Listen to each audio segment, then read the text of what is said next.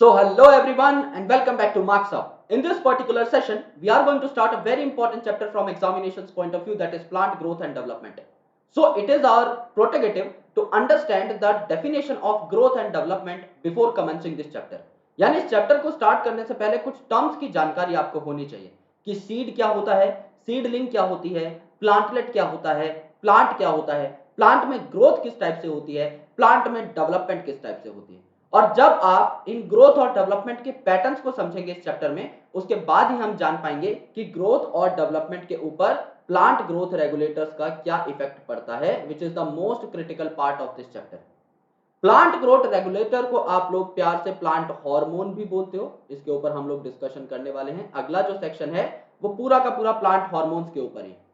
आप इस चैप्टर में ये जानेंगे कि जो मेन 5 आपके प्लांट ग्रोथ रेगुलेटर्स हैं वो प्लांट की ग्रोथ पर किस हिसाब से अपना इंपैक्ट क्रिएट करते हैं। जो ऑक्सिन है वो प्लांट की ग्रोथ पर क्या इफेक्ट डालेगा, जो जिबर्लिक एसिड है वो क्या इफेक्ट डालेगा, जो इथाइलिन है वो क्या इफेक्ट डालेगा, जो एब्सिसिक एसिड है ये क्या इफेक्ट डालेगा, एंड इसके साथ साथ जो साइटोकाइनिन है ये क्या इफेक्ट डालेगा। इन सब के बारे में हम लोग बात करने वाले हैं।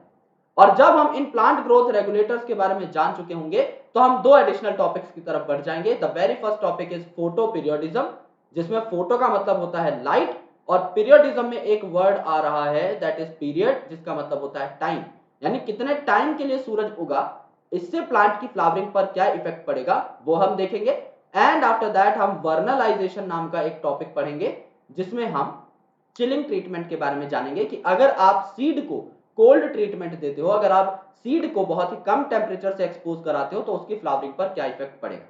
सो यहां पर मेन फेजेस क्या हो जाएंगे आपके इस चैप्टर के। सबसे पहली चीज जो आपको पढ़नी है वो है ग्रोथ एंड डेवलपमेंट की definition, as well as plant के अंदर जो भी ग्रोथ के पैटर्न्स हैं वो आपको देखने हैं, जो भी ग्रोथ का मैकेनिज्म है वो आपको देखना है। इसके बाद आपको पीजीआर के बारे में पढ़ना है, यानी प्लांट ग्रोथ रेगुलेटर के बारे में। तो यहां पर जो सारे के सारे पीजीआर हैं जैसे कि auxin, gibberellin, cytokinin, ethylene, abscisic acid, आपको सबसे पहले ये पढ़ना है कि इनकी डिस्कवरी किस हिसाब से हुई, किस साइंटिस्ट ने इन्हें डिस्कवर किया और कैसे डिस्कवर किया। उसके बाद आपको यह जानना है कि इनका केमिकल नेचर क्या है, ये किस हिसाब के दिखते हैं, कौन से इंपॉर्टेंट फंक्शनल ग्रुप्स इनके अंदर प्रेजेंट होते हैं। और उसके बाद आपको जानना है कि इनका प्लांट के ऊपर इफेक्ट क्या है, क्या ये प्लांट की ग्रोथ को बढ़ा देते हैं, क्या ये प्लांट की ग्रोथ को कम कर देते हैं, और इनके स्पेसिफिक इफेक्ट क्या है। कोई हार्मोन ऐसा होगा जो सीड जर्मिनेशन को बढ़ावा देगा, कोई हार्मोन ऐसा होगा जो सीड जर्मिनेशन को बढ़ावा नहीं देगा, वो उसे डोरमेंसी में रखने की कोशिश करेगा। कोई ऐसा हार्मोन देगा जो फ्लावरिंग को बढ़ावा देगा, इंक्रीज इन लेंथ को बढ़ावा देगा, कोई बोल्टिंग कराएगा, कोई माल्टिंग कराएगा, कोई इंटरनोडल एक्सिस की लेंथ बढ़ाएगा। सारी की सारी चीजें हम लोग यहां पर पढ़ने वाले हैं। तो एक क्वेश्चन आपका पीजीआर में से आता ही आता है, दैट इज अ श्योरिटी। और ये मैं आपको इनिशियली इसीलिए बता रहा हूं क्योंकि जब आप पीजीआर पढ़ें आप सिर्फ और सिर्फ एनसीईआरटी पर फोकस करें, सिर्फ और सिर्फ एनसीईआरटी पर। दुनिया में मेरे दोस्त काफी सारी चीजें हैं और आप उन सारी चीजों को नहीं पढ़ सकते। NCERT is the most critical part to be read for this chapter. Mineral nutrition में भी मैंने आपको यही बात कही थी कि हर मिनरल के हजारों फंक्शंस होते हैं, आपको हजारों फंक्शंस याद रखने की जरूरत नहीं है, आपको सिर्फ उन वाइटल फंक्शंस को याद रखना है जो कि एनसीईआरटी में गिवन है। सिमिलरली यहां पर भी आपको उसी टेक्स्ट मटेरियल को याद रखना है जो आपका गिवन है एनसीईआरटी के अंदर। प्लांट ग्रोथ रेगुलेटर्स में इनके क्या क्या काम होते हैं, क्या क्या फंक्शंस होते हैं, वो आप सिर्फ एनसीईआरटी ओरिएंटेड होकर ही पढ़ेंगे, जो कि मैं आपको पढ़ा भी दूंगा, उससे बाहर आपको नहीं निकलना, क्योंकि पिछले 5-7 साल के अगर आप पेपर उठा के देखेंगे उनसे बाहर क्वेश्चन नहीं आया। So let's talk about some basic aspects related to the plant growth and development. हम सब लोग जानते हैं कि जितने भी सेक्सुअली रिप्रोड्यूसिंग ऑर्गेनिजम्स होते हैं ना, जितने भी सेक्सुअली रिप्रोड्यूसिंग ऑर्गेनिजम्स होते हैं, इन सब के जीवन की शुरुआत, ओके, इन सब के जीवन की शुरुआत एक सिंगल सेल्ड जाइगोट से होती है, एक सिंगल सेल्ड जाइगोट से होती है। जाइगोट कैसे बना यह हम सब लोग जानते हैं। समझ लीजिए एक आपका मेल प्लांट था जिससे कि आपका मेल गैमीट आया which is haploid in nature, तो ये मेल गैमीट है which is haploid in nature. एक आपका फीमेल प्लांट था जिससे फीमेल गैमीट आया which is also haploid in nature. ये जो कंपैटिबल मेल और फीमेल गैमीट है जो आपस में आकर एक दूसरे से मिलना चाहते हैं, ये एकदम पास पास आ जाएंगे और इन दोनों में क्या हो जाएगा, फ्यूजन। और जो गैमेटिक फ्यूजन होता है इसको हम एक साइंटिफिक टर्म देते हैं जिसका नाम है फर्टिलाइजेशन। तो यहां पर फर्टिलाइजेशन नाम का एक इवेंट होगा एंड सिंस दो हैप्लॉइड सेल्स आपके कंबाइन हुए हैं तो एक डिप्लॉइड सेल बन जाएगा जिसको आप क्या बोलेंगे, जाइगोट। अब ये जो जाइगोट है इसमें दो इंपॉर्टेंट चीजें होती हैं। सबसे पहली जो चीज इसमें होगी वो है डिवीजन, डिवीजन मतलब किसका डिवीजन? जाइगोट का, जिसको आप सेल डिवीजन भी बोलते हो। और दूसरी जो चीज है इसे आप क्या बोलोगे? इसे आप बोलोगे डिफरेंशिएशन। इसे आप बोलोगे डिफरेंशिएशन। डिफरेंशिएशन मतलब नए नए परमानेंट सेल्स का बनना या फिर नए नए आपके पार्ट्स का बनना जो कि अलग अलग काम करेंगे। तो ये जो जाइगोट था, समझ लीजिए इसमें इनिशियली डिवीजन हुआ। अगर इसके अंदर मेरे दोस्त डिवीजन हुआ तो हमें काफी सारे डिप्लॉयड सेल्स देखने को मिल जाएंगे। यहां पर समझ लीजिए हमें काफी सारे डिप्लॉयड सेल्स देखने को मिले। जो एक जाइगोट था डिप्लॉयड इन नेचर, इसने खुद जैसे काफी सारे सेल्स यहां पर बना लिए। समझ लीजिए यहां पर इसने 8-9 सेल्स बना लिए, राइट। ये सारे के सारे सेल्स आपके एक जैसे हैं because they are formed by mitosis. हम लोग ये चीज जानते हैं कि जो नॉर्मल डिवीजन होगी डिप्लॉयड सेल से, अगर हमें डिप्लॉयड सेल्स बनाने हैं तो ये वाया माइटोसिस ही होगी। तो माइटोसिस से यहां पर आपको डिवीजन देखने को मिला सेल में, और यहां पर आपके मल्टीपल सेल्स तैयार हो गए। एंड सिंस यहां पर मल्टीपल सेल्स तैयार हो गए, अब ये अपना अपना काम करना स्टार्ट कर देंगे। जैसे ये वाला जो सेल है ये आगे चल के डिवाइड करके क्या बना गया? लीफ बना गया। तो ये लीफ जैसा दिखने लगा, तो ये डिफरेंट हो गया ना। सबसे डिफरेंशिएशन में एक वर्ड आता है डिफरेंट, तो ये डिफरेंट हो गए, ये लीफ जैसा दिखने लगा। ये वाला जो सेल है ये डिफरेंट हो गया, स्टेम जैसा दिखने लगा, स्टेम बना ली इसने। ये वाला जो सेल है ये आगे चल के और डिफरेंट हो गया, इसने आगे चल के समझ लीजिए फ्लावरिंग प्लांट का फ्लावर बना लिया, राइट। एंड ये वाला सेल है ये आगे चल के और ज्यादा डिफरेंशिएट हो गया एंड अल्टीमेटली इसने जो है आपके लीफ का समझ लीजिए स्टिप्यूल बना लिया। काफी सारी अलग अलग चीजें जो यहां पर बन सकती हैं। तो वो सारी चीजें क्या बनेंगी? इन्हीं बंच ऑफ सेल से मिलकर बनेंगी। तो सबसे पहले आपको सेल का नंबर बढ़ाना होता है, तो नंबर कैसे बढ़ाओगे? Via the cell division process. और फिर आपको उन सेल्स को एक निर्धारित काम देना होता है, तो वो काम आप कैसे दोगे? वो काम दोगे आप वाया डिफरेंशिएशन। तो कुछ यहां पर सिग्नल्स आते हैं, ओके, कुछ यहां पर कमांड्स आती हैं। जब वो कमांड्स आएंगी तो आपको पता लग जाएगा कि किस सेल को कौन सा पर्टिकुलर ऑर्गन बनाना है। समझ लीजिए ये एक सेल है, ये एक सेल है एंड ये एक सेल।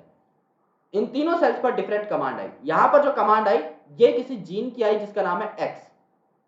सो जब ये एक्स कमांड आएगी तो ये सेल आपका लीफ में कन्वर्ट हो जाएगा, बिकॉज आपके लीफ के बनने की इंस्ट्रक्शंस हमें यहां पर मिली। हमें जो है बेसिक आज्ञा ही ये मिली है कि आपको लीफ बनना है तो लीफ ही बनोगे आप, क्योंकि बॉडी में सारा काम बहुत ही कोऑर्डिनेटेड होता है मेरे दोस्त, तो आप कुछ भी रैंडम नहीं बना सकते।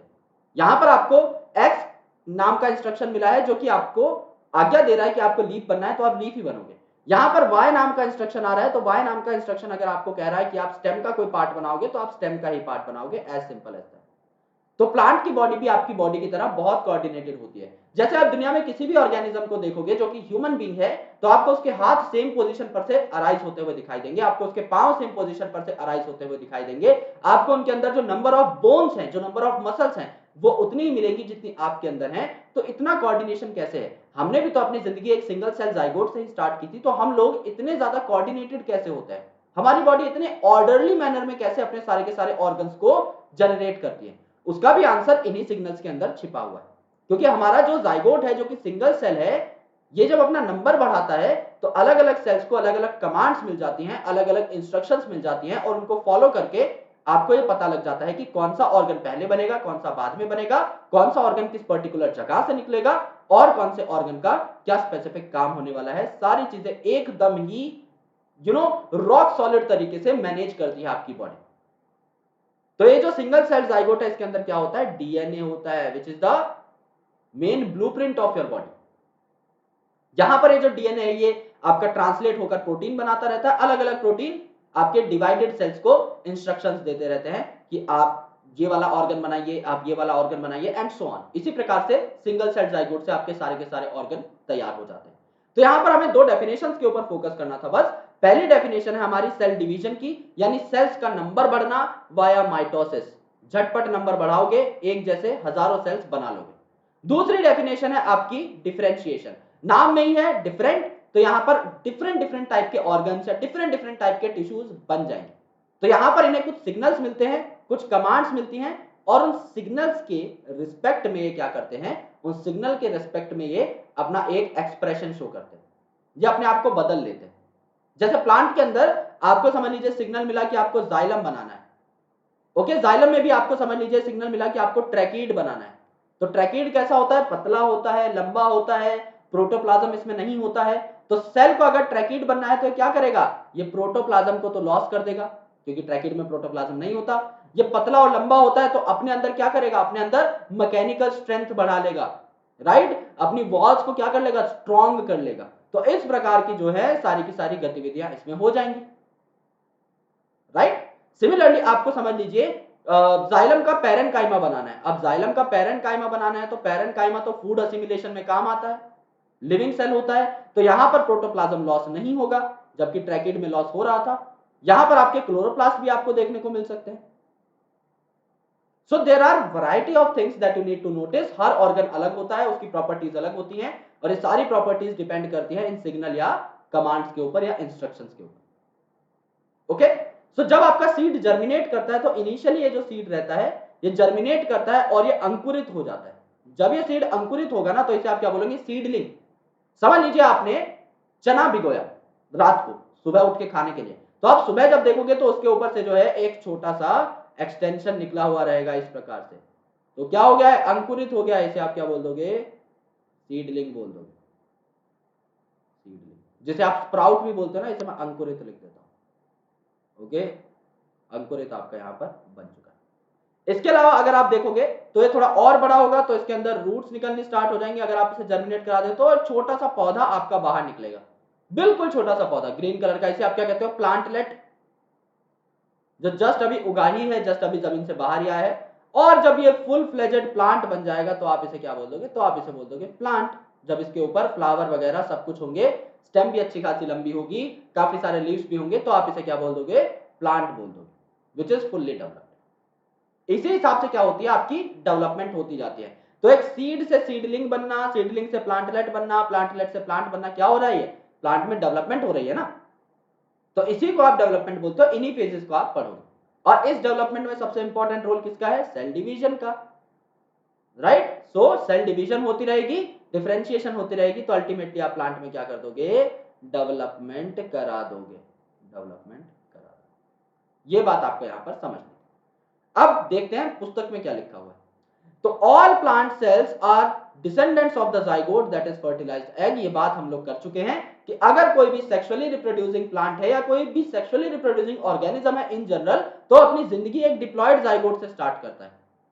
इस जाइगोट के अंदर सारी की सारी इंस्ट्रक्शंस होती हैं, ये आपका डीएनए कैरी करता है, तो ये आपका ब्लूप्रिंट कैरी करता है जिंदगी का। ओके, इस डीएनए को पता है कि इसको लाइफ टाइम के लिए कौन कौन से प्रोटीन्स बनाने हैं। तो इसी जाइगोट की डिवीजन से हजारों सेल्स बनते हैं, और उन्हीं हजारों सेल के डिवीजन से और डिफरेंशिएशन से पूरा का पूरा प्लांट बनता है। ओके, तो जाइगोट जो है ये एक मैच्योर प्लांट बना लेता है थ्रू ग्रोथ एंड डिफरेंशिएशन। वही बात हो गई, ग्रोथ की डेफिनेशन हमने किस चैप्टर में पढ़ी थी, ग्रोथ की डेफिनेशन हमने पढ़ी थी द लिविंग वर्ल्ड चैप्टर में। ओके, ग्रोथ हमने क्या देखा था, इसके ट्विन कैरेक्टरिस्टिक्स होते हैं, राइट। वहां पर हमने साफ साफ पढ़ा था, there are twin characteristics of growth. पहला, increase in number of individuals, number of individuals आपके बढ़ रहे हो, या फिर आपका increase in number of individual के साथ साथ इंक्रीज इन मास, यानी मास आपका बढ़ रहा हो।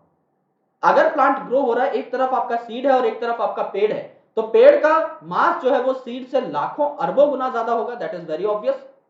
तो यहां पर आपका मास बढ़ जाता है।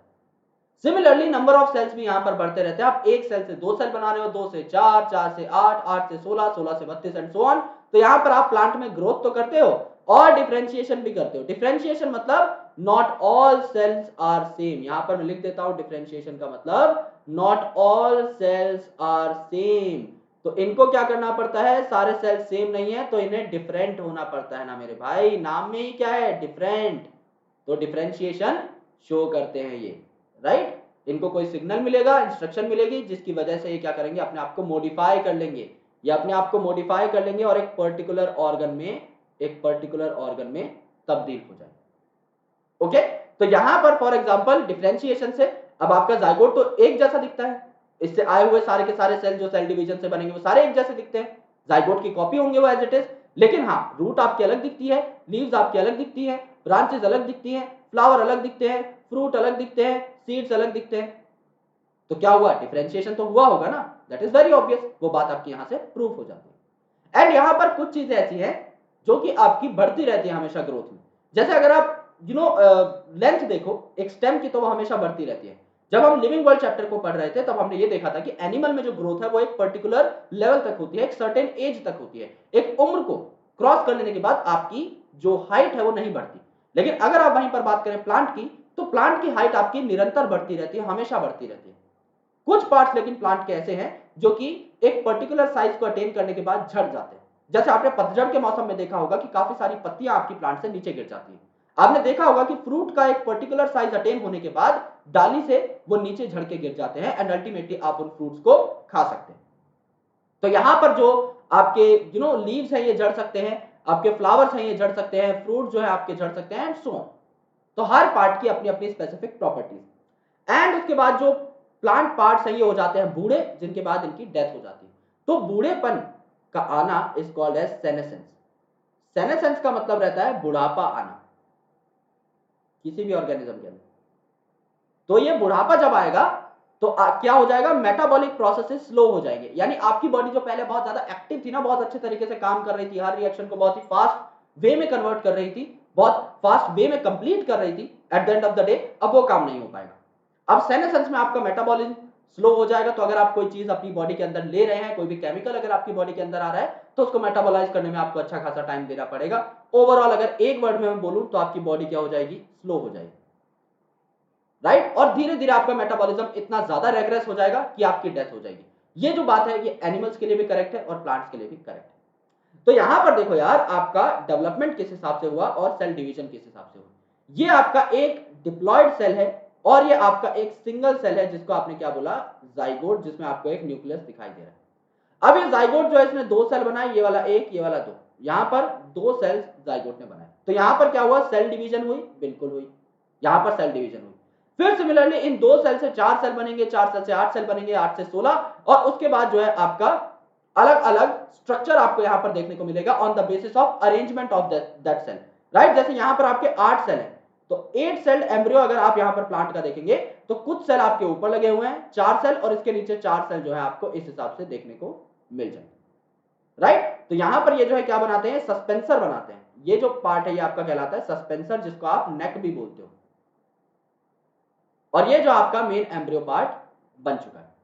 सिमिलरली आपका ग्लोब्यूल लाइक एम्ब्रियो बन जाएगा, यानी और ज्यादा सेल्स ऊपर जमा होंगे और एक पूरा का पूरा गोल स्ट्रक्चर बन जाएगा, जिसको आप क्या बोलते हो, ग्लोब्यूल बोलते हो। तो जहां ग्लोब्यूल बनेगा it is called as globular embryo. Similarly यहां पर आगे चल के आपके और सेल्स में नंबर बढ़ेंगे, तो यहां पर ये हार्ट शेप एम्ब्रियो बन जाएगा। इसे आप क्या बोलते हैं, heart shape embryo. And ultimately जो हार्ट शेप है यहां पर आपकी एक डिप्रेशन बन जाएगी, एंड ये दो कॉटिलिडन जो थे ये आपके अलग हो जाएंगे। यानी ये क्या है, एक डाइकॉट का एग्जांपल लिया हुआ है यहां पर, जो कि हमें इसके कॉटिलिडन्स देखकर ही पता लग रहा है। तो इसे आप टॉर्पेडो एम्ब्रियो बोलते हो डिपेंडिंग अपॉन इट शेप, क्योंकि इसकी ग्लोब्यूल लाइक शेप है गोल गोल, तो इसे ग्लोबुलर एम्ब्रियो बोल दिया। इसकी हार्ट लाइक शेप है तो इसे हार्ट लाइक एम्ब्रियो बोल दिया। इसकी टॉर्पेडो लाइक शेप है तो इसे टॉर्पेडो एम्ब्रियो स्टेज बोल दिया। ओके, कहने का मतलब ये है यहां पर इनिशियली आपका सेल डिवीजन होता गया और बाद में जो सेल्स हैं ये अपने आप को डिफरेंशिएट कर लेंगे। ये वाला सेल समझ लीजिए आपका लीफ बना रहा है, ये वाला सेल समझ लीजिए आपकी ब्रांच बना रहा है, ये वाले जो सेल्स है समझ लीजिए आपकी रूट बना रहे हैं। तो अल्टीमेटली ये क्या कर रहे हैं, अल्टीमेटली अपने आप को डिफरेंशिएट कर रहे हैं, और डिफरेंशिएट करने के बाद एक स्पेसिफिक स्ट्रक्चर को बनाने की कोशिश कर रहे हैं इन प्लांट। अब हमें ये देखना है कि प्लांट में ग्रोथ की डेफिनेशन क्या होती है। जैसा मैंने आपको ऑलरेडी बता दिया है कि ग्रोथ की डेफिनेशन एकदम सिंपल है। ग्रोथ के दो कैरेक्टरिस्टिक्स होते हैं, एक तो इंक्रीज इन मास और एक increase in number of individuals. इनके अलावा किस हिसाब से आप ग्रोथ को नाप सकते हो या फिर कौन कौन से पैटर्न आपको देखने को मिल सकते हैं, ये हम प्लांट के अंदर डेसिफर करने की कोशिश करेंगे। जैसे जब आप एक सीड को उगाते हो तो अल्टीमेटली वो क्या करता है, आपका प्लांटलेट बना लेता है। सबसे पहले वो नीचे की साइड उगना स्टार्ट करेगा, राइट, रूट्स को निकालने की कोशिश करेगा, थोड़ी सी जमीन के ऊपर पकड़ बनाएगा और उसके बाद अपनी लीव्स को बाहर की साइड इमर्ज कर देगा। तो सबसे पहले वो अंकुरित होता है एंड उसके बाद जो है लीव्स वगैरह उसमें से उगनी स्टार्ट हो जाती है। तो यहां पर सीड जो है इनिशियली क्या बनाएगा, सीड जो है इनिशियली क्या बनाएगा, सीडलिंग बनाएगा इस हिसाब से। तो जो सीड है इनिशियली क्या बनाएगा, सीडलिंग बनाएगा एंड अल्टीमेटली सीडलिंग के बाद ये क्या बना लेगा, आपका प्लांटलेट बना लेगा। तो यहां पर ये जो स्ट्रक्चर हमें देखने को मिल रहा है इट इज प्लांटलेट, और प्लांटलेट के बाद जो कंप्लीट प्लांट होता है ये आपका बन जाता है, जो कि आप जनरली अपने आसपास देखते हो। So what is plant growth, इसके बारे में थोड़ा सा जान लेते हैं।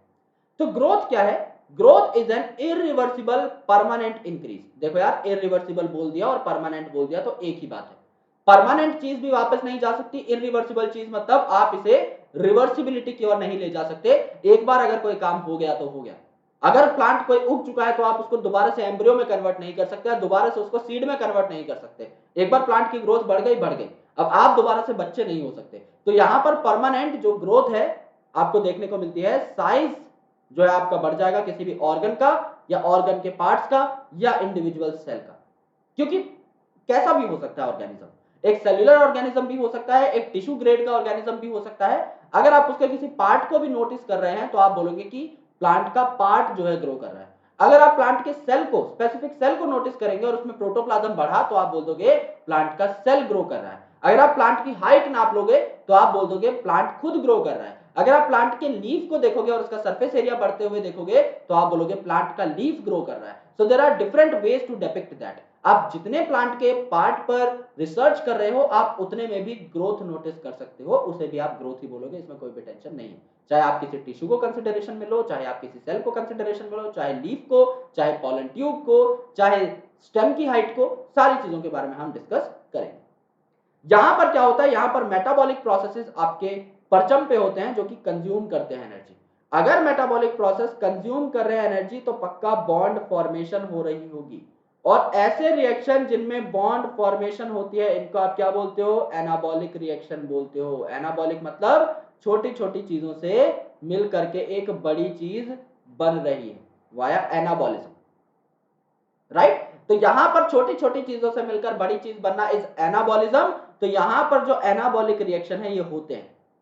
लेकिन क्या इसमें कैटाबॉलिक रिएक्शन नहीं होंगे? भाई एनर्जी की तो जरूरत है तो कैटाबॉलिक रिएक्शंस भी होंगे। लेकिन हाँ, जहां पर ग्रोथ हो रही होती है वहां पे आप ये जरूर बोल सकते हो कि एनाबॉलिक रिएक्शन आपके कैटाबॉलिक रिएक्शन से थोड़े से ज्यादा हो रहे होंगे। होते तो हमेशा दोनों है, इसमें कोई दो राय नहीं, लेकिन एनाबॉलिक हाँ यहां पर कैटाबॉलिक से थोड़े से ज्यादा हो रहे होंगे, ये बात आप लोग नोट कर सकते हैं। तो यहां पर देखिए आपका छोटा सा सीडलिंग है जो उगा, इसके बाद धीरे धीरे इसके स्टॉक की लेंथ बढ़ गई। तो यहां पर आप क्या देख सकते हो, यहां पर अगर आप स्टॉक की लेंथ को कंसिडरेशन में लो तो पहले स्टॉक की लेंथ इतनी थी, अब इतनी हो गई, फिर और इतनी हो गई और फिर और लंबी हो गई। तो यहां से यहां तक इतनी लेंथ बढ़ी, यहां से यहां तक इतनी लेंथ बढ़ी, यहां से यहां तक इतनी लेंथ बढ़ी।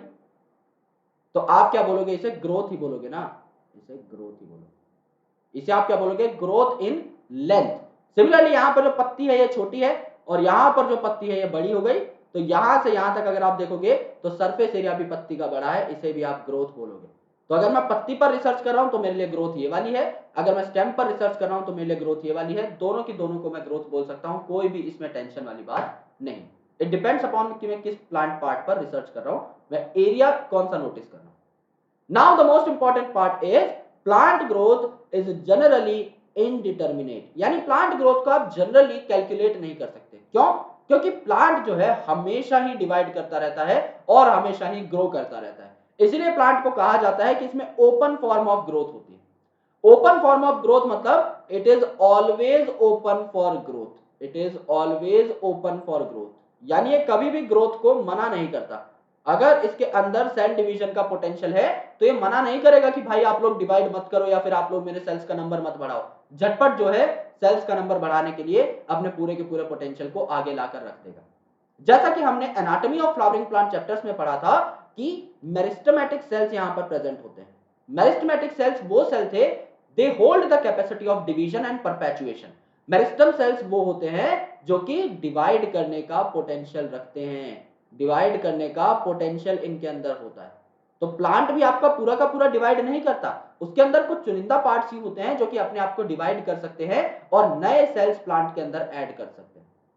ओके, सो प्लांट ग्रोथ जो है हमेशा होती रहती है लाइफ में। तो आप जो है हमेशा ही प्लांट को थोड़ा बहुत बड़ा हुआ देखोगे क्योंकि इसमें मेरिस्टम्स प्रेजेंट रहती है। अलग अलग टाइप ऑफ मेरिस्टम्स के बारे में भी हमने जाना, जैसे शूट की टिप पे कौन प्रेजेंट था, शूट एपिकल मेरिस्टम। रूट के एंड पे यानी रूट की टिप पे कौन प्रेजेंट था, रूट एपिकल मेरिस्टम। जो आपके लेटरल साइड थी जो कि मोटाई बढ़ा रहे थे एक प्लांट की, वो कौन से मेरिस्टमेटिक सेल थे, लेटरल मेरिस्टम के सेल्स। तो ये सारी चीजें आपकी एकदम हम एनाटॉमी ऑफ फ्लावरिंग प्लांट से लिंक करके पढ़ेंगे।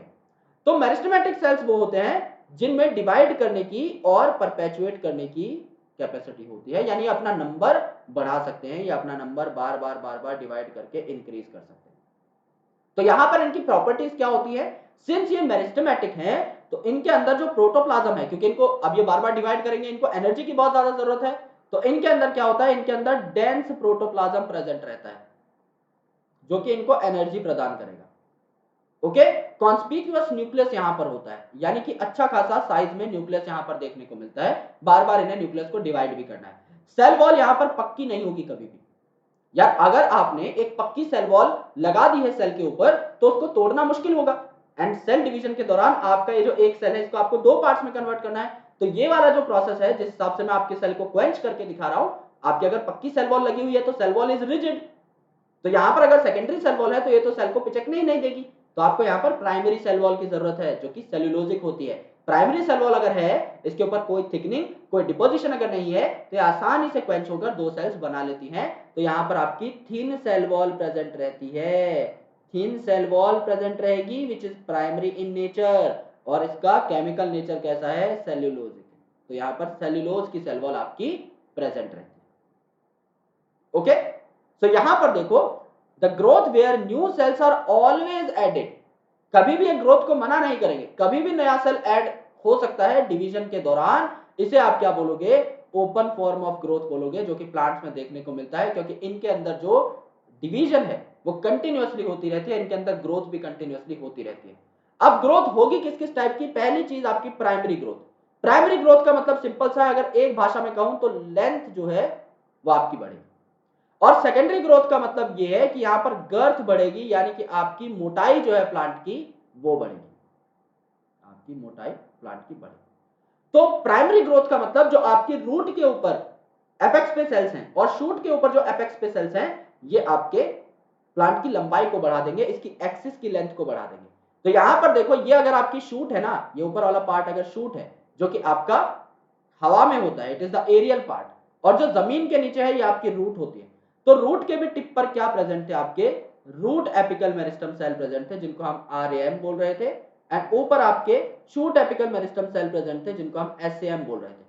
तो ये जो आपके शूट एपिकल मेरिस्टम के सेल थे नीचे की साइड ग्रो कर रहे थे, नीचे की साइड सेल्स को ऐड कर रहे थे, क्यों, क्योंकि ऊपर की साइड तो जगह ही नहीं है भाई, सबसे टिप पे तो शूट एपिकल मेरिस्टम के सेल्स खुद प्रेजेंट है, तो ऊपर हवा में थोड़ी उड़ा देंगे सेल्स को, नीचे की साइड ही भेजेंगे, एंड अल्टीमेटली रूट की टिप पे आपके रूट एपिकल मेरिस्टम के सेल्स प्रेजेंट है, तो नीचे जमीन में थोड़ी फेंक देंगे सेल्स को सॉइल वगैरह के अंदर, ये क्या करेंगे, ऊपर की साइड सेल्स को बढ़ाएंगे।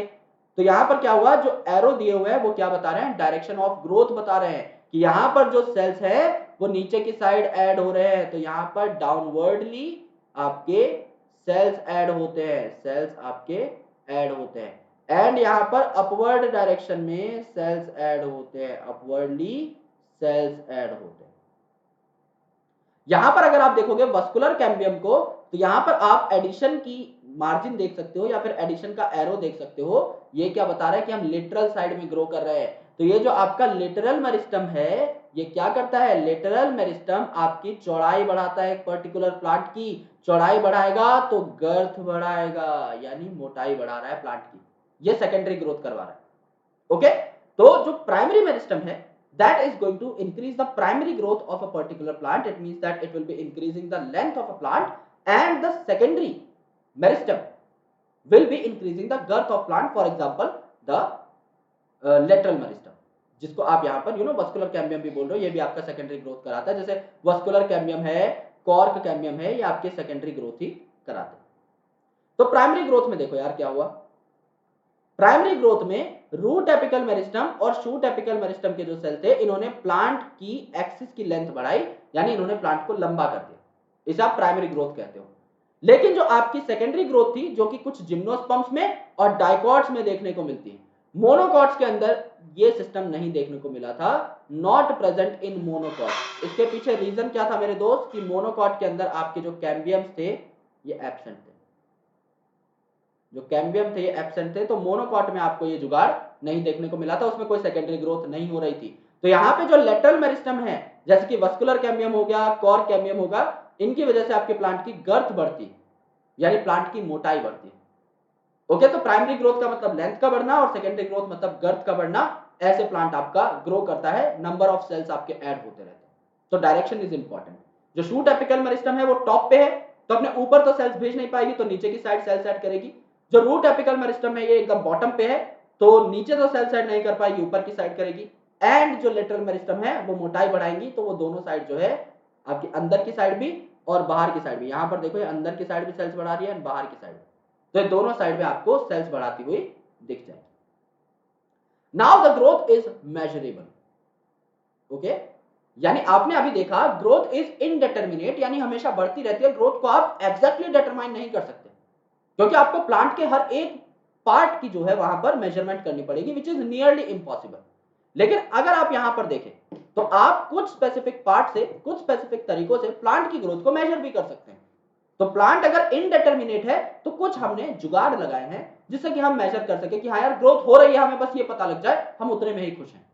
तो यहां पर अगर आप सेलुलर लेवल की बात करते हो, अगर आप एक सेल को देखते हो कि सेल का ग्रोथ हो रहा है या नहीं, तो वहां पर आपको प्रोटोप्लाज्मिक इंक्रीज को देखना पड़ेगा, क्योंकि सेल के अंदर ज्यादातर कंटेंट क्या है, प्रोटोप्लाज्म। तो यहां पर सेल की ग्रोथ होती है जब प्रोटोप्लाज्म बढ़ेगा।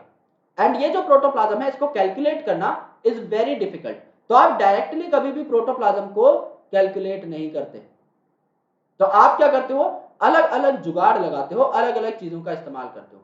जैसे आपने किसी प्लांट पार्ट के फ्रेश वेट को देखा, फ्रेश वेट मतलब वाटर इसके अंदर इंक्लूडेड। जैसे कोई फ्रूट था, आपने उस फ्रूट को मेजर कर लिया, उसकी वॉल्यूम को मेजर कर लिया।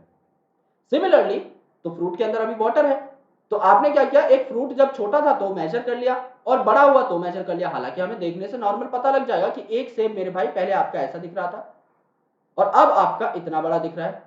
तो अब ग्रोथ तो इसमें हुई है, दैट इज वेरी ऑब्वियस, लेकिन कितनी ग्रोथ हुई है आप ये भी पता लगा सकते हैं। तो सेब जो है वो बिल्कुल स्फेरिकल तो नहीं है, बिल्कुल आपका कोई स्पेसिफिक शेप लेकर नहीं बैठा हुआ है, इरेगुलर भी हो सकता है। तो अल्टीमेटली आपको करना क्या है, आपको एक कंटेनर लेना है और उसके अंदर आपको डालना है पानी, राइट। और उस कंटेनर के ऊपर सबसे खास जो बात है वो ये है कि रीडिंग्स होनी चाहिए। तो आप वहां पर कोई बीकर ले सकते हो जिसके ऊपर रीडिंग्स है, उसके अंदर आपने एक छोटा सा जो सेब है वो डुबो दिया। तो जो बीकर था उसके ऊपर रीडिंग थी लेट से आपकी 50 ml, जो बीकर था इसके ऊपर रीडिंग थी 50 ml, आपने 50 ml इसमें पानी डाल रखा था। अब आपने इसके अंदर सेब डुबो दिया कंप्लीटली, तो यहां पर टोटल वॉल्यूम हो गई 100 ml, पानी आपका यहां तक आ गया। तो सेब की वॉल्यूम कितनी होगी, 50 ml। सिंपल सी बात है ना यार, अकेले ऐसे साइंटिफिकली इंची टेप लेके बैठोगे, हर एक डायमेंशन को नापोगे, हजार फॉर्मूलाज लगाओगे, तब जाके आपको कैलकुलेशन मिलेगी। नॉर्मल भाई सिंपल सा आर्किमिडीज प्रिंसिपल लगाओ कि आप जो रिप्लेस्ड लिक्विड है उसको कैलकुलेट कर लो कि आपने 50 ml पानी ले रखा था बीकर के अंदर, उसके अंदर जब आपने सेब डुबाया छोटा सा, तो 50 ml पानी और बढ़ा, तो सेब की वॉल्यूम कितनी होगी, 50 ml। सिमिलरली आप एक बड़ा सेब डुबा करके देख लो, बड़े सेब से आपके पानी का जो लेवल था वो 100 ml की जगह 150 ml हो गया, इसका मतलब वॉल्यूम में इंक्रीमेंट हुआ है। तो आप क्या कर सकते हो, फ्रेश वेट नाप सकते हो, तोल लो किसी चीज को, ड्राई वेट नाप सकते हो, किसी चीज को सुखा लो उसके बाद तोल लो। यानी ड्राई वेट में आपका वाटर एब्सेंट होता है, वाटर को आप कैलकुलेट नहीं कर सकते। ओके, आप लेंथ नाप लो, जैसे यहां पर हमने 2-3 स्लाइड्स पहले नॉर्मल जो स्टॉक थी उसकी लेंथ नापी थी कि स्टेम आपकी कितनी बढ़ रही है, तो लेंथ नाप लो कि ग्रोथ हुई है या नहीं। एरिया नाप लो, जैसे आपका लीफ है तो लीफ में आप सरफेस एरिया देखोगे, एक लीफ जो आपकी पेपर लाइक होती है उसका सरफेस एरिया नापो 2 डायमेंशन के अंदर, और बड़ी लीफ का एक सरफेस एरिया नाप लो, आपको पता लग जाएगा ऑटोमेटिकली कि कितनी इंक्रीमेंट लीफ के अंदर हुई। वॉल्यूम नाप लो, यानी सेल की, या फिर जैसे अभी मैंने बताया आपको सेब की वॉल्यूम नाप लो। एंड आप सेल का नंबर भी नाप सकते हो, क्योंकि ग्रोथ का मतलब क्या होता है, increase in number of cells भी तो होता है। तो अगर आपने एक सेल रखा था एक कल्चर के अंदर और आपको 1000 सेल्स देखने को मिले अगले दिन, तो आपको पता लग गया होगा कि सेल डिवीजन नाम की कोई चीज वहां पर हुई है, यानी ग्रोथ अल्टीमेटली हुई।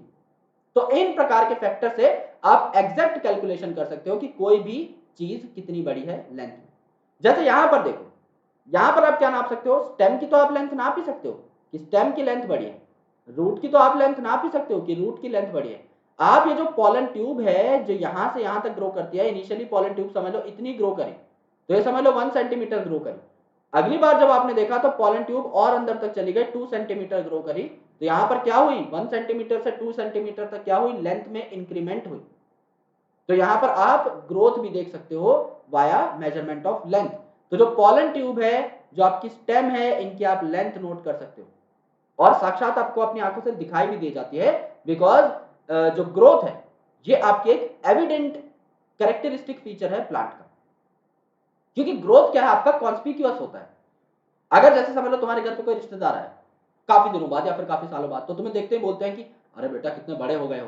So it means that growth is conspicuous, क्योंकि लास्ट टाइम जब तुम उनसे मिले थे तो तुम बहुत छोटे थे, अब तुम बड़े हो।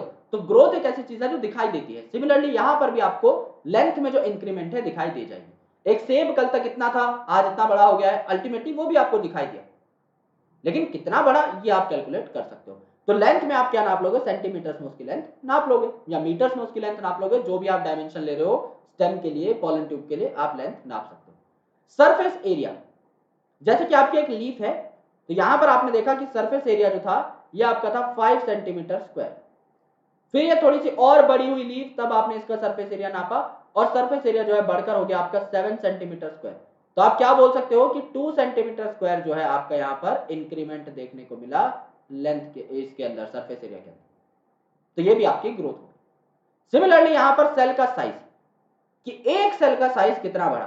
तो यहां पर अगर आप वाटरमेलन की बात करें यानी तरबूज की बात करें, तो एक सेल का साइज जो है ना 3.5 लाख गुना बढ़ सकता है।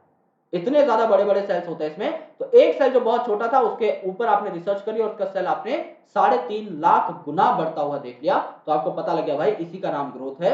एक सेल इतना बड़ा हुआ है, ग्रोथ पक्का हुई होगी। एंड आपने सेल नंबर भी देख लिया।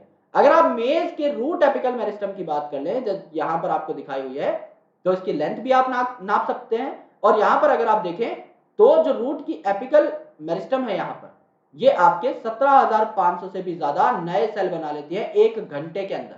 यानी अगर आपने 1 घंटे तक इस रूट के ऊपर रिसर्च किया तो आपको 17,500 नए सेल्स देखने को मिलेंगे। सेल का नंबर बढ़ रहा है, अल्टीमेटली आपकी ग्रोथ हो रही है। तो ग्रोथ आपकी मेजरेबल भी है, आपको बाकायदा मेजर करनी आनी चाहिए। तो आप अलग अलग चीजों को यहां पर कंसिडरेशन में ले सकते हैं, अलग अलग क्राइटेरिया को आप फॉलो कर सकते हैं। सिमिलरली अब देखते हैं हम लोग फेजेस ऑफ ग्रोथ। ये जो टॉपिक है ये आपके 5th चैप्टर से लिया हुआ है, जिसका नाम है morphology of flowering plants. Morphology of flowering plants में जब हम रूट के बारे में पढ़ रहे थे तो हमने 3 क्रिटिकल रीजन्स के बारे में पढ़ा था। एक रूट का अगर हम यहां पर डायग्राम बनाए तो सबसे पहले सबसे टिप पर यहां पर क्या प्रेजेंट रहती है, रूट कैप। ये आपकी रूट कैप। और रूट कैप ने किस रीजन को प्रोटेक्ट किया हुआ है, रूट कैप ने प्रोटेक्ट किया हुआ है मेरिस्टेमेटिक रीजन को प्रोटेक्ट। तो यहां पे आपके मेरिस्टेमेटिक सेल्स प्रेजेंट रहते हैं जो कि कंटिन्यूअसली डिवाइड करते रहेंगे। मेरिस्टेमेटिक रीजन से अगर आप और दूर जाएंगे तो आपको मिलेगा रीजन ऑफ इलोंगेशन। यहां पर सेल्स आपके थोड़े बहुत लंबे हो जाते हैं, यहां पर वैक्यूल आपका लंबा हो जाता है, तो इंक्रीज्ड वैक्यूलेशन देखने को मिलती है और थोड़ी बहुत सेल वॉल के ऊपर डिपोजिशन भी देखने को मिल जाती है। इसके ऊपर आपका जो लेयर होता है या जो रीजन होता है, इसे आप कहते हैं रीजन ऑफ मैच्योरेशन। यानी यहां पर जो सेल्स हैं आपके कंप्लीटली मैच्योर हो जाते हैं, कंप्लीट वहां पर सेल वॉल डिपोजिशन हो जाती है एंड सेल अपने फाइनल फॉर्म में आ जाता है। सेल को जो भी बनना होता है वो बन जाता है, एक ऑर्गन की तरफ, ऑर्गन बनने की तरफ वो बढ़ जाता है। और इस मैच्योरेशन रीजन में हमने देखा था आपके रूट हेयर्स भी, एपिडर्मल रूट हेयर्स भी प्रेजेंट होते हैं। ये वो सेम डायग्राम है जो कि हमने पढ़ा था 5th चैप्टर के अंदर मॉर्फोलॉजी ऑफ फ्लावरिंग प्लांट के अंदर। यहां पर इन 3 रीजन्स को आपके सामने दोबारा से रखा गया है, यानी मेरिस्टेमेटिक जोन जो कि आपका सेल डिवीजन में काम आता है, इलोंगेशन जोन जहां पर सेल की लंबाई बढ़ती है, वैक्यूलेशन होता है, एंड मैच्योरेशन जोन जहां पर फाइनली सेल्स मैच्योर हो जाते हैं एंड अल्टीमेटली वो एक पर्टिकुलर ऑर्गन बनाने की तरफ अपना योगदान बढ़ाने लग जाते हैं। तो मेरिस्टेमेटिक फेज में क्या हुआ, मेरिस्टेमेटिक फेज में क्या हुआ, जो मेरिस्टम थे at the root apex and shoot apex, ये क्या करने लगे, डिवाइड करने लगे। ओके, तो जो सेल्स होते हैं इस रीजन में, क्योंकि ये कंटिन्यूअसली डिवाइड करते हैं तो इन्हें एनर्जी की जरूरत पड़ती है, तो रिच होते हैं ये साइटोप्लाज्म के अंदर या प्रोटोप्लाज्म के अंदर, क्योंकि एनर्जी इनके अंदर कंटिन्यूअसली चाहिए रहती है। लार्ज कॉन्स्पिक्यूअस न्यूक्लियाई था, ये मैं आपको जस्ट 2 स्लाइड छोड़ करके बता चुका हूं ये सारी की सारी बातें। तो यहां पर हमने नोट भी किया था कि यहां पर डेंस तो प्रोटोप्लाज्म होगा, लार्ज कॉन्स्पिक्यूअस न्यूक्लियस होगा एंड यहां पर थिन सेल वॉल होगा, क्योंकि इन सेल को डिवाइड करना है तो जो आपकी बेसिकली क्वेंचिंग होगी सेल की, उसके लिए जरूरी है कि इसके ऊपर पक्की वॉल ना हो। तो यहां पर लार्ज न्यूक्लियस होगा, आपका प्रोटोप्लाज्म बहुत ही ज्यादा डेंस होगा, सेल वॉल प्राइमरी होती है, थिन होती है एंड सेल्यूलोज की बनी हुई रहती है, जिससे कि बेसिकली ये डिवाइड कर पाए, सेल को डिवीजन में कोई रोक ना पाए। एंड अबंडेंट प्लाज्मोडेस्मेटल कनेक्शन होते हैं, यानी सेल सेल कनेक्शन यहां पर बहुत ज्यादा बने हुए रहते हैं। जिससे अगर दूसरे सेल से, पड़ोसी सेल से इसे कुछ सामान लेना हो तो ये प्लाज्मोडेस्माटा के थ्रू यानी साइटोप्लाज्मिक स्ट्रैंडल कनेक्शन के थ्रू ले पाए। तो ये पड़ोसियों से भी लिंक बना करके रखते हैं जिससे एक दूसरे की मदद हो पाए। तो चार चीज यहां पर हमने मेरिस्टेमेटिक जोन के अंदर देखी जो कि बहुत ही कॉमन है याद करने के लिए। पहली चीज, अगर ये डिवाइड कर रहे हैं कंटिन्यूअसली, एनर्जी की जरूरत पड़ेगी तो प्रोटोप्लाज्म इनमें अच्छा खासा होगा। डिवाइड कर रहे हैं तो न्यूक्लियस एक्टिव होना चाहिए, यानी कि आपका बड़ा कॉन्स्पिक्यूअस न्यूक्लियस भी यहां पर देखने को मिलेगा। तो प्रोटोप्लाज्म यहां पर डेंस था, इसके अलावा कॉन्स्पिक्यूअस आपका न्यूक्लियस था। कंटिन्यूअसली डिवाइड कर रहे हैं तो प्राइमरी सेल वॉल थी, और सेल वॉल के साथ साथ जो कनेक्शंस हैं वो भी अबंडेंटली यहां पर प्रेजेंट। तो ये बात आपकी सबसे इंपॉर्टेंट है, यहां पर प्लाज्मोडेस्मेटल कनेक्शंस मौजूद। दूसरा, इलोंगेशन फेज, यानी कि अब जो मेरिस्टेमेटिक सेल थे ये आपके इलोंगेट हो जाएंगे, लंबे हो जाएंगे। तो जस्ट प्रॉक्सिमल अगर आप देखेंगे, प्रॉक्सिमल मतलब अवे फ्रॉम द टिप, तो टिप आपकी यहां पर थी, तो सबसे टिप के पास कौन था? Meristematic cell. अब अवे फ्रॉम द टिप जाओगे ना, यानी प्रॉक्सिमल रीजन में अगर जाओगे तो इलोंगेशन जोन आपको देखने को मिलेगा। So away from the tip जब आप जाओगे मेरिस्टेमेटिक जोन से तो आपको इलोंगेशन जोन देखने को मिला। नाम ही है इलोंगेटेड, तो सेल लंबे लंबे हो जाएंगे, तो इनके अंदर वैक्यूल का साइज भी बढ़ेगा, वैक्यूल भी लंबा हो जाएगा। तो यहां पर वैक्यूलेशन आपको देखने को मिलती है, साइज आपका बढ़ जाता है सेल का, क्योंकि नाम ही है इलोंगेशन जोन, तो इलोंगेट होंगे सेल्स, एंड नई सेल वॉल जो है वहां पर डिपॉजिट हो जाएगी, क्योंकि अब ये डिवाइड नहीं करेंगे। क्योंकि यहां पर no division is taking place, तो अब अगर पक्की सेल वॉल आ भी जाए तो कोई टेंशन नहीं है, सेकेंडरी सेल वॉल आ भी जाए तो भी कोई दिक्कत नहीं। थर्ड आपका आता है मैचुरेशन फेज, यानी यहां पर ये तो डिफरेंशिएट हो ही जाएंगे। यहां पर अगर आप अपेक्स से थोड़ा और दूर जाए, यानी अगर आप और प्रॉक्सिमल रीजन में जाए, टिप से थोड़ा और दूर जाए, तो आपको देखने को मिलेगा कि जो सेल्स थे अब ये मैच्योर हो चुके हैं, इन्होंने जो मैक्सिमम साइज अटेन करना था वो कर लिया, इनकी वॉल जो है ये थिक हो गई, क्योंकि इन्हें अब सेल डिवीजन बिल्कुल भी नहीं करना है। और जो भी प्रोटोप्लाज्मिक मॉडिफिकेशन थी, प्रोटोप्लाज्मिक मॉडिफिकेशन मतलब समझ लो मेरे भाई मुझे यहां पर ट्रैकीड बनाना है, अगर मुझे ट्रैकीड बनाना है तो ट्रैकीड के अंदर प्रोटोप्लाज्म नहीं होता, तो मेरा प्रोटोप्लाज्म मैं लॉस कर दूंगा, तो यहां पर मैंने लॉस कर दिया प्रोटोप्लाज्म। लेकिन समझ लो मुझे यहां पर पेरेन्काइमा सेल बनाना है, तो पेरेन्काइमा के अंदर क्या होता है? प्रोटोप्लाज्म प्रेजेंट होता है, तो मैं यहां पर प्रोटोप्लाज्म को लॉस नहीं करूंगा। तो प्रोटोप्लाज्मिक मॉडिफिकेशन का मतलब, अगर मैं कोई ऐसा सेल बना रहा हूं मैचुरेशन के बाद जिसमें प्रोटोप्लाज्म नहीं होता, तो मैं प्रोटोप्लाज्म को लूज कर दूंगा। अगर मैं कोई ऐसा सेल बना रहा हूं जिसमें प्रोटोप्लाज्म होता है, तो मैं प्रोटोप्लाज्म को रिटेन करके रखूंगा। ये इस बात पर डिपेंड करता है कि मैं आगे बना क्या रहा हूं। ये तीन रीजन आपको देखने को मिले, ये तीन फेजेस आपको देखने को मिले। तो मेरिस्टेमेटिक फेज में सेल जो थे इनमें आपकी थिन सेल वॉल थी, कॉन्स्पिक्यूअस न्यूक्लियस था, रिच आपका प्रोटोप्लाज्म था, एंड अबंडेंट साइटोप्लाज्मिक कनेक्शंस थे, यानी abundant cell to cell plasmodesmatal connections थे। इन्होंने डिवाइड किए, काफी सारे सेल्स बनाए। तो वो सेल्स जो थे वो इलोंगेशन फेज में गए, अब ये सेल लंबे लंबे हो जाएंगे तो रूट की लंबाई बढ़ाएंगे, okay, and shoot apical meristem के पास है तो शूट की लंबाई बढ़ाएंगे, एंड अल्टीमेटली उनमें वैक्यूल का साइज भी बढ़ जाएगा। थोड़े बहुत आपकी सेल वॉल डिपोजिशन भी देखने को मिल सकते हैं, क्योंकि अब इलोंगेशन फेज में इन्हें डिवाइड नहीं करना है। मैचुरेशन फेज में वो कंप्लीटली मैच्योर कर लेंगे, जितना उनको प्रोटोप्लाज्म लूज करना है या रिटेन करना है उसका ख्याल रख लेंगे, सेल वॉल इनके ऊपर थिक हो जाएगी, यानी उनके ऊपर डिपोजिशन हो जाएगी, एंड अल्टीमेटली जो इनका साइज जैसा बढ़ना था, इन्हें गोल होना था तो गोल हो जाएंगे, पतला लंबा होना था तो पतला लंबा हो जाएंगे, जैसा इनको सेल बनाना था वैसे ये मैच्योर हो जाएंगे। तो यहां पर ग्रोथ कैसे हुई एक रूट के अंदर, यह हम कैसे बताएं, या किसी भी पार्ट के अंदर? तो यहां पर जो है आप इलोंगेशन जोन का पता कर सकते हैं by a parallel line technique. तो आपका जो इनिशियल प्लांट था इसके ऊपर आपने क्या कर दी, कुछ पॉइंट्स बना दी, यहां पर A B C D E F G, और इसने में आपने देखा कि इसके अंदर जो आपका A B C D E F G है, इनके बीच में गैप काफी कम है। लेकिन जब इनकी इलोंगेशन हुई अच्छी खासी, तो ए और बी के बीच में गैप अच्छा खासा हो गया, ज्यादा हो गया, बी और सी के बीच में गैप ज्यादा हो गया, सी और डी के बीच में ज्यादा हो गया, एंड सो ऑन। तो आपने अल्टीमेटली देखा कि यहां पर आपकी लेंथ थी कम, यहां पर आपकी लेंथ है ज्यादा, तो ग्रोथ हुई होगी, तभी ए और बी दूर दूर चले गए, तभी बी और सी दूर दूर चले गए, तभी सी और डी दूर दूर चले गए। पहले पास पास थे एकदम कंडेंस, लेकिन अब ये दूर दूर जा चुके हैं, क्यों?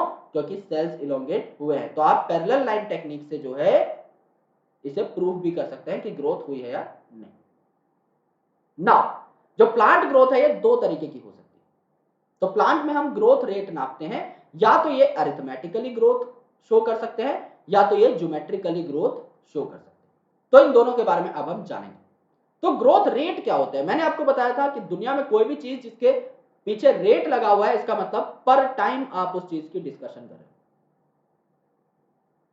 आप नॉर्मली चल रहे हो, कोई दिक्कत नहीं है, लेकिन आपके चलने का रेट आप कैसे कैलकुलेट करोगे कि आपने कितना डिस्टेंस कवर किया कितने टाइम के अंदर। तो जब टाइम फैक्टर आ जाता है तो आप किसी भी चीज को रेट में कन्वर्ट कर सकते हैं। एक एंजाइम नॉर्मली काम कर रहा है, लेकिन एक सेकंड के अंदर वो कितने सबस्ट्रेट मॉलिक्यूल को प्रोडक्ट में कन्वर्ट करेगा, एक मिनट के अंदर कितने सबस्ट्रेट मॉलिक्यूल को प्रोडक्ट में कन्वर्ट करेगा, वो उस एंजाइम का कैटालिटिक रेट हो जाएगा। तो जब भी मैं रेट की बात करता हूं तो यहां पर क्योंकि मैं ग्रोथ के रेट की बात कर रहा हूं तो मैं क्या बोलूंगा कि कितनी ग्रोथ हुई, कितनी लेंथ बढ़ी आपकी पर यूनिट टाइम। ओके, तो ग्रोथ आपकी अरिथमेटिक भी हो सकती है और ज्योमेट्रिक भी हो सकती है। अरिथमेटिक मतलब आपकी लीनियर ग्रोथ यहां पर देखने को मिलेगी, अरिथमेटिक ग्रोथ का मतलब यूनिफॉर्म और लीनियर ग्रोथ यहां पर देखने को मिलेगी। यूनिफॉर्म मतलब निरंतर एक ही प्रकार से आपकी जो लेंथ है वो बढ़ रही है। समझ लीजिए एक सेकंड में एक प्लांट में एक सेल बढ़ रहा है, तो 2 सेकंड में 2 सेल बढ़ेंगे, 3 सेकंड में 3 सेल, 4 सेकंड में 4 सेल, 5 सेकंड में 5 सेल, 10 सेकंड में 10 सेल, 100 सेकंड में 100 सेल। तो आप जितने सेकंड का टाइम देंगे एक प्लांट को उतने ही आपके नंबर ऑफ सेल्स बढ़ेंगे। तो सेल के बढ़ने की जो प्रोग्रेस है और आपने जितना टाइम दिया ये एकदम लीनियर फॉर्म में चलते हैं। इसे आप क्या कहते हैं, अरिथमेटिक ग्रोथ। तो यहां पर देखिए, यहां पर जो ग्राफ है इसमें आपको दिखाया इनिशियली कुछ ना कुछ तो लेंथ होगी यार, यहां पर रूट की समझ लीजिए इनिशियल कुछ ना कुछ लेंथ थी। अब आपने यहां पर क्या कर दिया है, आपने यहां पर थोड़ा टाइम दिया, समझ लीजिए 5 सेकंड का टाइम दिया। अब 5 सेकंड के टाइम में आपके 5 नए सेल्स बढ़ गए या 5 mm लेंथ बढ़ गई। फिर आपने 10 सेकंड का टाइम दिया तो 10 mm लेंथ बढ़ गई, 15 सेकंड का टाइम दिया 15 mm लेंथ बढ़ गई एंड सो ऑन। यानी कि ये जो आपकी लाइन है एकदम सीधी सीधी हो जाएगी, जितना आप टाइम देंगे उतने ही आपके नंबर ऑफ सेल्स इंक्रीज होते जाएंगे, उतनी ही आपकी हाइट जो है प्लांट की बढ़ती जाएगी।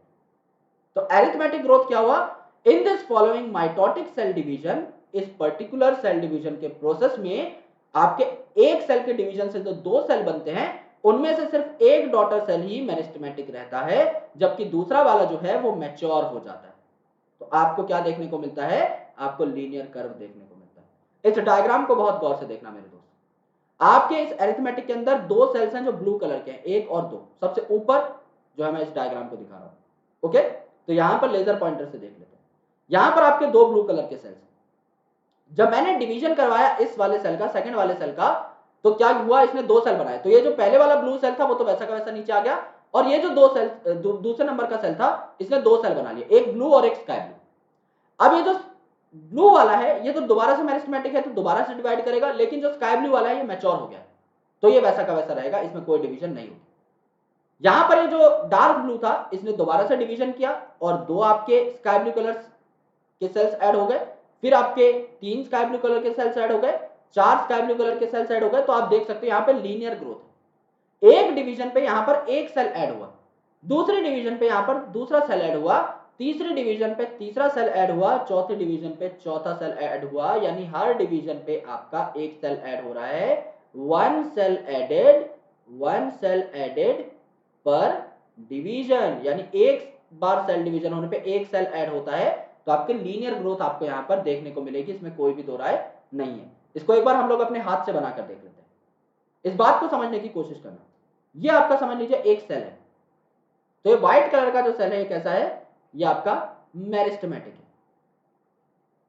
मेरिस्टेमेटिक है मतलब डिवाइड कर सकता है। अब ये एक जो सेल है जब इसने डिवाइड किया मेरे दोस्त तो इसने 2 सेल बना लिए, एक ये वाला और एक ये वाला। अब इसमें खास बात क्या है, इसमें एक सेल तो जो नया बना ये ऊपर वाले जैसा ही है मेरिस्टेमेटिक, और दूसरे वाला जो येलो कलर का है ये कैसा है, ये आपका परमानेंट है, ये मैच्योर हो गया, ये डिवाइड नहीं करेगा, ये मैच्योर। तो क्या हुआ, एक सेल आपका वैसा का वैसा रहा डिवाइड करने वाला और दूसरा सेल आपका मैच्योर। अब क्या हुआ, अब यहां पर ये वाला जो सेल है जो आपका डिवाइड कर सकता है इसने दोबारा से डिवीजन शो करी, इसने एक खुद जैसा सेल बना लिया, एक आपका परमानेंट सेल बना लिया, और ये वाला जो पीला वाला था ये तो आपका प्रेजेंट है ही। तो अब यहां पर क्या हो गया, एक आपका मेरिस्टेमेटिक सेल बच गया और यहां पर 2 पीले सेल आ गए, यानी 2 परमानेंट सेल आ गए। तो आपके 2 परमानेंट सेल ऐड हो गए।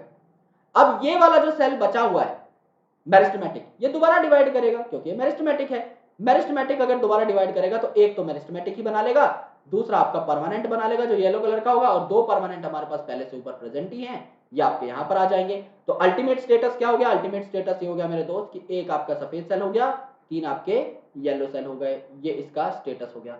तो आप हर पोजीशन पर देख रहे हो कि यहां पर एक परमानेंट सेल ऐड हुआ, यहां पर 2, यहां पर 3। इसी प्रकार से अगर आप एक लीनियर कर्व शो करना चाहो तो यहां पर कर सकते हो। हर डिवीजन पे आपका स्पेसिफिक लेंथ जो है उसमें इंक्रीमेंट देखने को हमें मिलेगी। तो यहां पर आप क्या बोल सकते हो कि अगर एक मेरिस्टेमेटिक सेल डिवाइड कर रहा है तो ये 2 सेल बनाएगा। इसने 2 सेल बनाए, उनमें से एक तो क्या कर सकता है, दोबारा से डिवाइड कर सकता है, जिसको आप बोल सकते हैं मेरिस्टेमेटिक सेल, और एक जो है ये आपका परमानेंट हो जाता है, एक आपका मैच्योर हो जाता है। ओके, तो यहां पर एक बार में एक ही सेल ऐड होगा आपका परमानेंट सेल के तौर पे, एक आपका जो है वो मेरिस्टेमेटिक ही रह जाएगा। ये आपकी बात यहां पर हुई, ये जानने लायक बात थी। ओके, तो इसीलिए आपको लीनियर कर्व देखने को मिला। जैसे कि रूट में अगर आप देखेंगे, एक रूट है समझ लो जो कि कांस्टेंट रेट पर अपनी लेंथ को इंक्रीज कर रही है, वो यहां पर एग्जांपल हो सकती है। ओके, सो मैथमेटिकली अगर आप इस इक्वेशन को एक्सप्रेस करना चाहें तो इससे सिंपल एक्सप्रेशन आपको नहीं देखने को मिलेगा। एल टी का मतलब यह है फाइनल लेंथ कितनी होगी, ये L naught plus R T. देखो यार, जाहिर सी बात है, समझ लो यहां पर एक एग्जांपल ले लो कि आपका जो रूट था इसकी इनिशियल लेंथ थी 5 सेंटीमीटर। अब मैंने क्या बोला, 1 सेंटीमीटर लेंथ बढ़ती है आपके 1 घंटे के अंदर, और मैं आपसे सवाल पूछ रहा हूं कि 5 घंटे के अंदर बताओ टोटल लेंथ कितनी होगी, फाइनल लेंथ कितनी होगी। देखो इनिशियल लेंथ है 5 सेंटीमीटर, यानी ये वाली जो लेंथ है जो यहां पर आपको दे रखी है, जिससे हमने शुरुआत की है, ये है आपकी 5 सेंटीमीटर। अब इस 5 सेंटीमीटर पे हमने 5 घंटे का टाइम खर्च किया, तो 5 सेंटीमीटर लेंथ और बढ़ गई होगी, तो टोटल लेंथ 10 सेंटीमीटर हो गई ना यार। तो बेसिक मैथ है, तो आप फॉर्मूला डेराइव कर सकते हो अपने हाथों से। भाई 10 सेंटीमीटर क्या है, फाइनल लेंथ है, तो एल एफ लिख लेता हूं मैं, चलो फाइनल।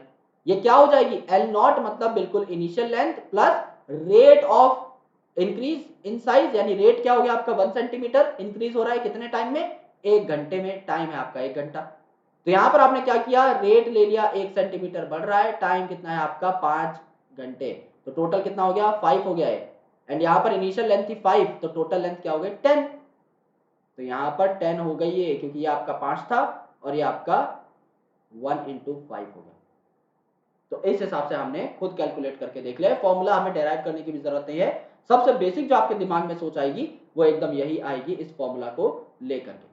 तो यहां पर एल टी जो है ये फाइनल है लेंथ, सब कुछ ग्रो होने के बाद। एल नॉट है ये आपकी इनिशियल है, यानी एट टाइम 0 जो आपने इनिशियल पैरामीटर्स लिए हैं। आर जो है ये ग्रोथ रेट है, या फिर इलोंगेशन पर यूनिट टाइम, कि आपका इलोंगेशन कितना हो रहा है 1 घंटे के अंदर, 1 मिनट के अंदर, 1 महीने के अंदर। आप कोई भी टाइम यहां पर ले सकते हो, that is totally your call, depending upon आपका प्लांट कितनी जल्दी बढ़ रहा है। अगर हर घंटे में ग्रोथ हो रही है तो आप घंटे का टाइम ले सकते हो यहाँ पे, हर दिन में ग्रोथ हो रही है आप दिन का टाइम ले लो, वो टोटली आपको क्वेश्चन में गिवन होगा। आप खुद से भी बनाना चाहो अपना टाइम जोन तो कोई दिक्कत नहीं है, आप बना सकते हो, राइट। तो L T is equal to L naught plus R T, ये बात आपकी क्रैक हो जानी चाहिए, क्योंकि सबसे सिंपलेस्ट एक्सप्रेशन है ये, क्योंकि ये लीनियर ग्रोथ का एक्सप्रेशन है, इसको आप आसानी से निकाल सकते हो।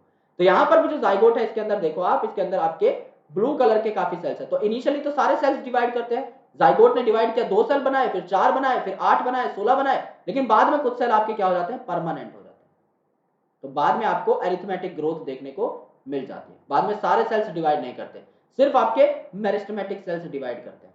ब्लू वाले, जो आपके व्हाइट वाले हैं, स्काई ब्लू वाले हैं, परमानेंट हो जाते हैं, तो वो अरिथमेटिक ग्रोथ शो करें। दूसरा टाइप की जो ग्रोथ है इसे आप क्या बोलते हैं, इसे आप बोलते हैं geometric growth. Okay, geometric growth. तो यहां पर क्या होता है, इन मोस्ट सिस्टम, ज्यादातर जो फॉलोड सिस्टम है वो आपका ज्योमेट्रिक ग्रोथ ही होता है।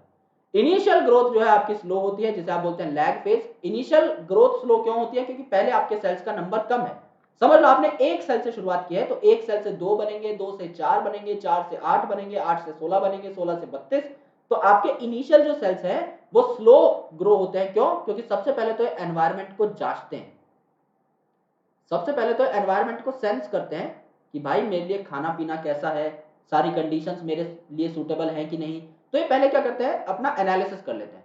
दूसरी इंपॉर्टेंट चीज, इनका नंबर जो है इनिशियली लेस रहता है, नंबर इज लेस इनिशियली। इसका क्या मतलब है वो मैं आपको थोड़ी देर में बताऊंगा। देन एक बार अगर ये भांप लेते हैं एनवायरनमेंट को कि हाँ सब कुछ मेरे हिसाब से है, तो लॉग फेज में या एक्सपोनेंशियल फेज में चले जाते हैं। एक्सपोनेंशियल मतलब पावर में बढ़ेंगे अब सेल्स। पहले 1 से 2 बन रहे थे, 2 से 3, 3 से 4, हर डिवीजन पे एक एक सेल ही बढ़ रहा था। जैसे यहां पर देखो, एक सेकेंड, ओके, जैसे यहां पर देखो आपके 2 सेल्स थे इनिशियली, यहां पर 3 हुए, यहां पर 4 हुए, यहां पर 5 हुए, यहां पर 6 हुए, तो एकदम लीनियर ग्रोथ देखने को मिली, कोई एक्सपोनेंशियल ग्रोथ यहां पर नहीं थी। लेकिन यहां पर अगर आप देखोगे तो इनिशियली आपके 2 थे, यहां पर बढ़ के 4 हुए सीधा दुगने, फिर 8 हुए, फिर 16 हुए, फिर 32 हुए, तो ये पावर में बढ़ रहे हैं ना मेरे दोस्त, ये कितने बढ़े, 2 की पावर 1, 2 की पावर 1 इजकल टू 2, फिर ये बढ़े 2 की पावर 2, 2 की पावर 2 इजकल टू 4, ये बढ़े 2 की पावर 3, 2 की पावर 3 इजकल टू 8, फिर बढ़े आपके 2 की power 4 equal to 16 and then 2 की पावर 5। तो यहां पर क्या हुआ मेरे दोस्त, एक्सपोनेंट में आपकी चीजें अगर क्रैक हो रही हैं तो आप इसे एक्सपोनेंशियल ग्रोथ बोलते हो या ज्योमेट्रिक ग्रोथ बोलते हो, तो ज्योमेट्रिक के बगल में आप लोग इसे एक्सपोनेंशियल ग्रोथ भी लिख सकते हो, इसमें कोई भी दिक्कत नहीं। ओके, तो जब भी आप इक्वेशन लिखोगे एक्सपोनेंशियल ग्रोथ के, ज्योमेट्रिक ग्रोथ के, आप हमेशा पावर लगाओगे वहां पर, ये बात एकदम सिंपल है। आप जब अरिथमेटिक ग्रोथ की इक्वेशन लिख रहे थे तो L T was equal to L naught plus R T, इसके ऊपर कोई भी पावर नहीं आई थी, इसके ऊपर कोई पावर नहीं आई थी। लेकिन यहां पर जब आप लिखोगे ज्योमेट्रिक ग्रोथ की इक्वेशन तो आपको पावर में आर टी लेना पड़ेगा, ये बात हमेशा याद रखना, यहां पर जो आर टी है पावर में चला जाए। तो इन्होंने जब एनवायरमेंट को भापा तो इन्होंने बढ़िया तरीके से एक्सपोनेंशियल ग्रोथ दिखाई। तो यहां पर क्या होता है, दोनों जो डॉटर सेल्स हैं, पहले वाले केस में यानी अरिथमेटिक में एक डॉटर सेल परमानेंट सेल की तरह बिहेव कर रही थी, दूसरा डॉटर सेल मेरिस्टेमेटिक थी। यहां पर दोनों डॉटर सेल जो है ये माइटोटिक सेल डिवीजन की पोटेंशियल को होल्ड करके रखती हैं, दोनों ही डिवाइड करती हैं बढ़िया तरीके से। जब न्यूट्रिएंट की सप्लाई कम हो जाती है, यानी जब न्यूट्रिएंट आपके डेफिशिएंट होने लगते हैं, तो ये स्टेशनरी फेज में चले जाते हैं और इनकी ग्रोथ क्या हो जाती है, स्टैटिक हो जाती है। तो यहां पर 3 फेज ऑफ ग्रोथ आपको देखने को मिले। इनिशियल आपको लैग फेज देखने को मिला, लैग फेज जहां पे ग्रोथ रेट जो है आपका कम है, ग्रोथ रेट कम है। इसके 2 रीजन मैंने आपको बताया, एक तो यहां पर इनिशियल नंबर कम है सेल्स का, 1 से 2 बढ़ रहे हैं, राइट, 2 से 4 बढ़ रहे हैं, 4 से 8, 8 से 16, तो एक बार में बहुत कम नंबर ऑफ सेल्स यहां पर बढ़ रहे हैं। लेकिन बाद में ये क्या करते हैं, जब इनका एक अच्छा खासा नंबर इकट्ठा हो जाता है तो एक्सपोनेंशियल फेज में ग्रोथ करना स्टार्ट कर देते हैं, तो इनका नंबर बढ़िया हो जाता है, ये आपका लॉग फेज कहलाता है, जहां पर एकदम एक्सपोनेंशियल ग्रोथ दिखने को मिलेगी, पावर में चीजें बढ़ेंगी, बढ़िया नंबर आपका बढ़ेगा। यहां पे जब आपके न्यूट्रिएंट्स लिमिटेड हो जाते हैं ना, जब लिमिटेड हो जाते हैं न्यूट्रिएंट, तो एक पर्टिकुलर साइज अटेन करने के बाद आपका फर्दर जो है इंक्रीज देखने को नहीं मिलता, इसे आप स्टेशनरी फेज बोलते हो या सैचुरेशन फेज भी आप इसे बोल सकते हो। अब इनिशियल नंबर का क्या लॉजिक था ये समझने की कोशिश करो। एक सेल है, इससे कितने सेल बने, 2, एक सेल से 2 सेल बने तो टोटल इंक्रीज कितना हुआ, 1 से 2 बने तो टोटल इंक्रीज हुआ 1 सेल का। 2 से आपके 4 सेल बने तो टोटल इंक्रीज कितना हुआ, 2 सेल का, 2 से 4 बने 2 सेल बढ़े। 4 से 8 सेल बने तो टोटल सेल कितने बढ़े, 4 बढ़े। 8 से 16 बने तो टोटल सेल कितने बढ़े, 8 बढ़े, यानी जो इनिशियल नंबर है उतने ही सेल्स बढ़ेंगे। तो यहां पे इंक्रीमेंट उतना ही होगा जितना नंबर का आपका बेसिकली मैग्नीट्यूड है।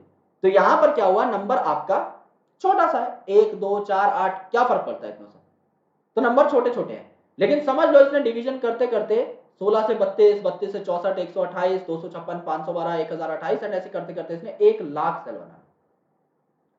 अब एक डिवीजन में क्या होगा, 1 लाख से सीधा 2 लाख सेल बनेंगे, तो टोटल बढ़े कितने, 1 लाख। तो मेरे भाई पहले तो आपका एक डिवीजन समझ लो 1 घंटे में हो रही थी, 1 घंटे में बढ़ा सिर्फ 1 सेल, फिर आपका 1 घंटे में बढ़ा सिर्फ 2 सेल, 1 घंटे में बढ़ा 4 सेल, 1 घंटे में बढ़ा 8 सेल, लेकिन अब उसी 1 घंटे में बढ़े 1 लाख सेल। बात समझ पा रहे हो, तो इनिशियल नंबर आपका अक्यूमुलेट होने तक, अच्छा खासा बड़ा नंबर अक्यूमुलेट होने तक आपको बहुत रॉबस्ट ग्रोथ नहीं दिखाई देती, इसलिए जब आप ग्राफ प्लॉट करते हो इस हिसाब से तो इनिशियली ग्रोथ आपकी स्लो चलती है, क्योंकि नंबर ही छोटे छोटे हैं। यहां पर समझ लो 1 लाख सेल्स हो गए, तो 1 लाख से सीधा 2 लाख, फिर 4 लाख, 8 लाख, 16 लाख, 32 लाख, अब आपकी ग्रोथ जो है एक्सपोनेंशियली जाएगी। और फिर इतने सारे सेल हो जाएंगे तो न्यूट्रिएंट भी अच्छा खासा खाएंगे, तो एक पर्टिकुलर लेवल पर जाकर न्यूट्रिएंट सैचुरेट हो जाएगा। तो लैग फेज है, स्लो चल रहा है यहाँ पे सब कुछ, ये लॉग फेज है, एकदम फास्ट चल रहा है सब कुछ, ये आपका स्टेशनरी फेज है या सैचुरेशन फेज है, जहां पर न्यूट्रिएंट लिमिट हो गए या फिर आपके कुछ इनहिबिटरी प्रोडक्ट जो है ये भी यहाँ पर जमा हो सकते हैं। इनहिबिटरी प्रोडक्ट्स भी यहाँ पर जमा हो सकते हैं जो कि इनहिबिट कर देंगे सेल डिवीजन को, तो सेल डिवीजन पर इसका नेगेटिव इफेक्ट पड़ेगा, राइट, ये आपको देखने को मिला। ओके, तो पीछे से कुछ छूटा तो नहीं है, नहीं। तो यहां पर देखो यार, एक और बात देख लो, कि कुछ सेल्स जो है हमेशा डिवाइड करते रहते हैं। यहाँ पर जो दोनों सेल थे दोनों ब्लू कलर के थे, फिर इससे जो आपके 1 2 3 4 सेल बने, यहाँ से जो आपके 8 सेल बने, यहाँ से जो 16 सेल बने, सारे स्काई ब्लू है। ये सारे के सारे डिवाइड करेंगे, ऑल विल डिवाइड, क्योंकि सारे के सारे क्या है, मेरिस्टेमेटिक।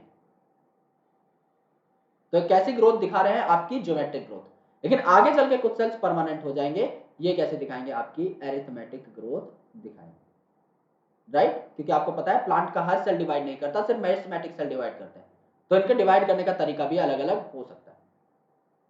तो यहां पर देखो, यहां से यहां तक आपका स्लो ग्रोथ, यहां से यहां तक आपकी फास्ट ग्रोथ, एंड देन आपका स्टेशनरी फेज आ जाएगा। तो इस ग्राफ की शेप कैसी है, एस शेप है, तो इसे आप सिग्मोइड कर्व भी बोलते हो, राइट। एस शेप आपको कर्व देखने को मिला, तो आप इसे सिग्मोइड ग्राफ भी बोलते हो, सिग्मोइड या एस शेप कर्व आप इसे बोल सकते हो। तो सिग्मोइड या एस शेप कर्व आपको देखने को मिला, जबकि एरिथमेटिक ग्रोथ में आपको एक लीनियर लाइन देखने को मिल रही थी। यहां पर क्या हुआ, a sigmoid curve is characteristic of living organism growing in a natural environment. यानी ये क्वेश्चन आपसे पूछ लिया जाएगा कि अगर कोई नेचुरल एनवायरनमेंट में सर्वाइव कर रहा है तो उसमें एरिथमेटिक ग्रोथ हो गया, ज्योमेट्रिक ग्रोथ। आपके लिविंग ऑर्गेनिजम्स में ज्योमेट्रिक ग्रोथ जो है, ये एस शेप कर्व जो है, ये कैरेक्टरिस्टिक कर्व माना जाता है। तो एरिथमेटिक से ज्यादा बेहतर कर्व आपका कौन सा है, ज्योमेट्रिक कर्व है, ये आपका मोर रियलिस्टिक है, ये बात याद रखना। इसे आप इकोलॉजी में भी पढ़ेंगे, ये आपका मोर रियलिस्टिक कर्व। ओके, तो यहां पे जो है, this curve is typical for all cells, tissues, organ. हर टिश्यू ऑर्गन में जो ग्रोथ होती है वो सिग्मोइड ओरिएंटेशन की ही होती है। यहां पे जो आपका ग्रोथ है, इसे एक्सप्रेस कर सकते हो आप W1 is equal to W naught e की पावर है RT। Okay, so W1 is equal to W naught e की पावर है RT। तो पावर में चली गई ना ये चीजें, मैंने आपको बताया था, क्योंकि एक्सपोनेंशियल ग्रोथ है, तो यहां पर ये एक्सपोनेंट में चली गई, पावर में चली गई, राइट। तो यहां पर देखो, W1 is the final wait, या फिर आप बोल सकते हो फाइनल हाइट या फाइनल नंबर। नंबर लिख रहे हो तो N1 कर दो, हाइट कर रहे हो H1 कर दो, वेट कर रहे हो W1 कर दो, that is totally your call. Okay, length कर रहे हो L1 कर दो, आपके ऊपर डिपेंड करता है। यहाँ पे वेट का स्टैंडर्ड मान के किया हुआ है, तो W1 क्या है आपका, W नॉट, यानी इनिशियल वेट पर डिपेंड करेगा ये सब कुछ, उसमें कितनी रिलेटिव ग्रोथ रेट हो रही है, ओके, टाइम आपका कितना लग रहा है, एंड ये है ई आपका बेस ऑफ नेचुरल लॉग, जिसके ऊपर आपकी पावर्स लगी हुई होंगी। ओके, तो पावर में चीजें बढ़ रही हैं, जैसे कि 2 की पावर 1 तो इनिशियली 2 सेल्स थे, फिर 2 की पावर 2 तो इनिशियली 4 सेल्स थे, 2 की पावर 3 तो आपके 8 सेल्स थे। तो 1 2 और 3 जो है ये आपके RT को यहाँ पर रिप्रेजेंट कर रहे हैं। तो जो आपका इनिशियल वेट है उसी पर आपका फाइनल वेट डिपेंड करेगा, उसी की पावर जो है इंक्रीज होगी। क्योंकि यहां पर अगर इनिशियल नंबर समझ लो मेरा 1 लाख है, तो फाइनल सेल कितने बनेंगे, 2 लाख बनेंगे। इनिशियल सेल अगर मेरा 1 करोड़ नंबर का है, तो फाइनल सेल आपके 2 करोड़ बनेंगे। इनिशियल सेल का नंबर अगर मेरा 1 ही सेल है, तो फाइनल आपका 2 सेल बनेंगे। तो ये कितने सेल बन रहे हैं किस पे डिपेंड करते हैं, कितने सेल बन रहे हैं टोटली इस पे डिपेंड करते हैं कि इनिशियल नंबर क्या है। मैं चाहूं तो एक बार में एक ही सेल को बढ़ाऊं, मैं चाहूं तो एक बार में 1 लाख सेल बढ़ा सकता हूं, मैं चाहूं तो एक बार में 1 करोड़ सेल बढ़ा सकता हूं। ये टोटली इनिशियल नंबर पर डिपेंड करता है, इसीलिए हमने पावर W नॉट के ऊपर लगाई है। यानी ये जो आपका इंक्रीज हो रहा है, ये W नॉट के रेस्पेक्ट में हो रहा है। जितना बड़ा W नॉट, उतना ही बड़ा फाइनल नंबर आएगा, उतना ही बड़ा W1 भी आएगा। तो यहां पर 2 प्रकार के ग्रोथ रेट्स आपको देखने को मिलते हैं। एक जो आपका रेट है, यह रिलेटिव ग्रोथ रेट, दूसरा है आपका एब्सोल्यूट ग्रोथ रेट। तो यहां पर क्या देखना है आपको, एब्सोल्यूट और रिलेटिव में फर्क देखना है। एब्सोल्यूट का मतलब टोटल कितना बढ़ा, रिलेटिव मतलब इनिशियल के कंपैरिजन में कितना बढ़ा। यहां पर देखो भाई, यहां पर बहुत अच्छे तरीके से चीजों को समझना। यहां पर पहले एग्जांपल में आपका 5 सेंटीमीटर स्क्वायर है एरिया लीफ का, और बढ़ने के बाद है 10 सेंटीमीटर स्क्वायर एरिया लीफ का। तो 10 सेंटीमीटर स्क्वायर आपका फाइनल एरिया हुआ, इनिशियल आपका 5 सेंटीमीटर स्क्वायर हुआ, बढ़ा कितना, सिर्फ 5 सेंटीमीटर। ये टोटल बढ़ा इतना, राइट। ये एब्सोल्यूट ग्रोथ है, टोटल इतना बढ़ा, तो ये क्या हो गया, एब्सोल्यूट ग्रोथ। यहां पर क्या हुआ, इनिशियली पत्ता था आपके 50 सेंटीमीटर स्क्वायर का, बाद में हो गया 55 सेंटीमीटर स्क्वायर का। यहां पे अगर आप देखें तो 55 minus 50 is equal to 5 centimetre square आपको देखने को मिला। यहां पर क्या, एरिया इंक्रीमेंट। तो यहां पर जो एब्सोल्यूट है, ये भी आपका 5 सेंटीमीटर स्क्वायर आया। ओके, तो यहां पर देखो आपका एब्सोल्यूट और यहां पर देखो आपका एब्सोल्यूट बराबर है। जबकि ये पत्ती कितनी छोटी थी, ये पत्ती कितनी बड़ी थी, तब भी इन दोनों में जो आपका साइज का इंक्रीज है एकदम बराबर रहा, तो एब्सोल्यूट इन दोनों के अंदर 5 सेंटीमीटर स्क्वायर ही है। लेकिन अगर आप रिलेटिव की बात करो तो रिलेटिव आप इनिशियल नंबर के कंपैरिजन में नोट करते हो, यानी मेरा पहले 5 था और बाद में आपका 10 हो गया, तो इंक्रीज कितना हुआ 5। तो यहां पर अगर मैं रिलेटिव की बात करूं तो आपका पहले 5 था, बाद में आपका 5 और बढ़ा, तो मेरा 5 सेंटीमीटर स्क्वायर एरिया बढ़ा 5 के कंपैरिजन में, इनिशियल नंबर के कंपैरिजन, यानी 100% ग्रोथ मिली मुझे, यानी पत्ता अपने साइज से दुगना हो गया। पहले सिर्फ 5 सेंटीमीटर स्क्वायर का था, 5 सेंटीमीटर स्क्वायर और बढ़ गए, पत्ते में 100% ग्रोथ आई, ये इसका रिलेटिव ग्रोथ रेट है। लेकिन यहां पर अगर आप देखोगे तो पहले पत्ता आपका, यहां पर अगर आप नोट करोगे, पहले पत्ता आपका 50 सेंटीमीटर स्क्वायर का था और इसमें सिर्फ 5 ही सेंटीमीटर बढ़े, तो यहां पर आपको कितनी देखने को मिली, सिर्फ 10% ग्रोथ देखने को मिली। ओके, 50 का 10% कितना होता है 5, तो यहां पर 5 ही तो ग्रोथ मिली। तो एक तरफ 100% है रिलेटिव ग्रोथ रेट, एक तरफ 10% है आपकी रिलेटिव ग्रोथ रेट। तो यहां पर देखो आपका एब्सोल्यूट ग्रोथ रेट एकदम बराबर था, दोनों 5 सेंटीमीटर स्क्वायर 5 सेंटीमीटर स्क्वायर ही बढ़े, लेकिन रिलेटिव ग्रोथ रेट आपका छोटे वाले पत्ते का ज्यादा है 100%, यहां पर सिर्फ 10%। तो ऐसे आप नोट कर सकते हो इन दोनों चीजों में फर्क। तो एब्सोल्यूट और रिलेटिव ग्रोथ रेट आपको यहां पर बताया हुआ है। जो दोनों लीफ है यानी लीफ ए और बी, इनका एरिया 5 सेंटीमीटर स्क्वायर से बढ़ा, यानी कि इनका जो एब्सोल्यूट रेट है ये एकदम सेम, जो एब्सोल्यूट रेट है ये एकदम सेम, लेकिन आपका रिलेटिव ग्रोथ रेट जो है ये यहां पर डिफरेंट, यहां पर डिफरेंट हो जाएगा। ओके, तो रिलेटिव ग्रोथ रेट जो है ये आपका मेजर कैसे किया जाता है, रिलेटिव है तो इनिशियल के कंपैरिजन में करोगे, तो it is the ability of plant to produce new plant material referred to as efficiency index, यानी प्लांट के अंदर कितनी एफिशिएंसी है नया मटेरियल बनाने की। तो यहां पर क्या बोला गया है, W1 जो है W0 पे डिपेंड करेगा, यानी जैसा मैंने आपको बताया था, अगर एक सेल है तो वो 2 सेल बना सकता है तो एक ही सेल बढ़ेगा, 1 लाख सेल 2 लाख सेल्स बना सकते हैं तो 1 लाख सेल्स बढ़ेंगे, 1 करोड़ सेल 2 करोड़ सेल्स बना सकते हैं तो 1 करोड़ सेल बढ़ेंगे, यानी जो आपका इनिशियल नंबर रहेगा उसी पे आपका फाइनल नंबर मैटर करेगा। ओके, एंड यहां पर आप क्वांटिटेटिव कंपैरिजंस भी कर सकते हो, यहां पर आप मैथमेटिकली प्रूव कर सकते हो कि अगर आपके दो एब्सोल्यूट ग्रोथ रेट सेम है दो पत्तियों के केस में, तो उनका रिलेटिव ग्रोथ रेट डिफरेंट हो सकता है, या फिर अगर रिलेटिव ग्रोथ रेट सेम है तो एब्सोल्यूट ग्रोथ रेट डिफरेंट हो सकता है। तो यहां पर देखो एब्सोल्यूट ग्रोथ रेट का मतलब ग्रोथ आपने देख ली पर यूनिट टाइम, टोटल कितनी ग्रोथ हुई, हमें इनिशियल से कोई मतलब नहीं। रिलेटिव ग्रोथ रेट मतलब यहां पर आपको पर यूनिट टाइम तो आपको निकालना ही है, लेकिन यहां पर कॉमन बेसिस पर आप देखोगे इनिशियल पैरामीटर को कंसिडरेशन में लेकर। तो इसको हम थोड़ा सा डिटेल में और समझ लेते हैं। Let's take 2 different examples. यहां पर हम दो अलग अलग एग्जांपल लेंगे। समझ लीजिए ये एक पत्ती है जिसका साइज है इनिशियली 20 सेंटीमीटर स्क्वायर, और ये आपका फाइनल साइज है जो हो जाएगा अराउंड 40 सेंटीमीटर स्क्वायर। यहां पर एक पत्ती है जिसका साइज है 30 सेंटीमीटर स्क्वायर, और यहां पर इसका साइज जब बढ़ा तो ओवरऑल साइज हो गया आपका 60 centimetre square.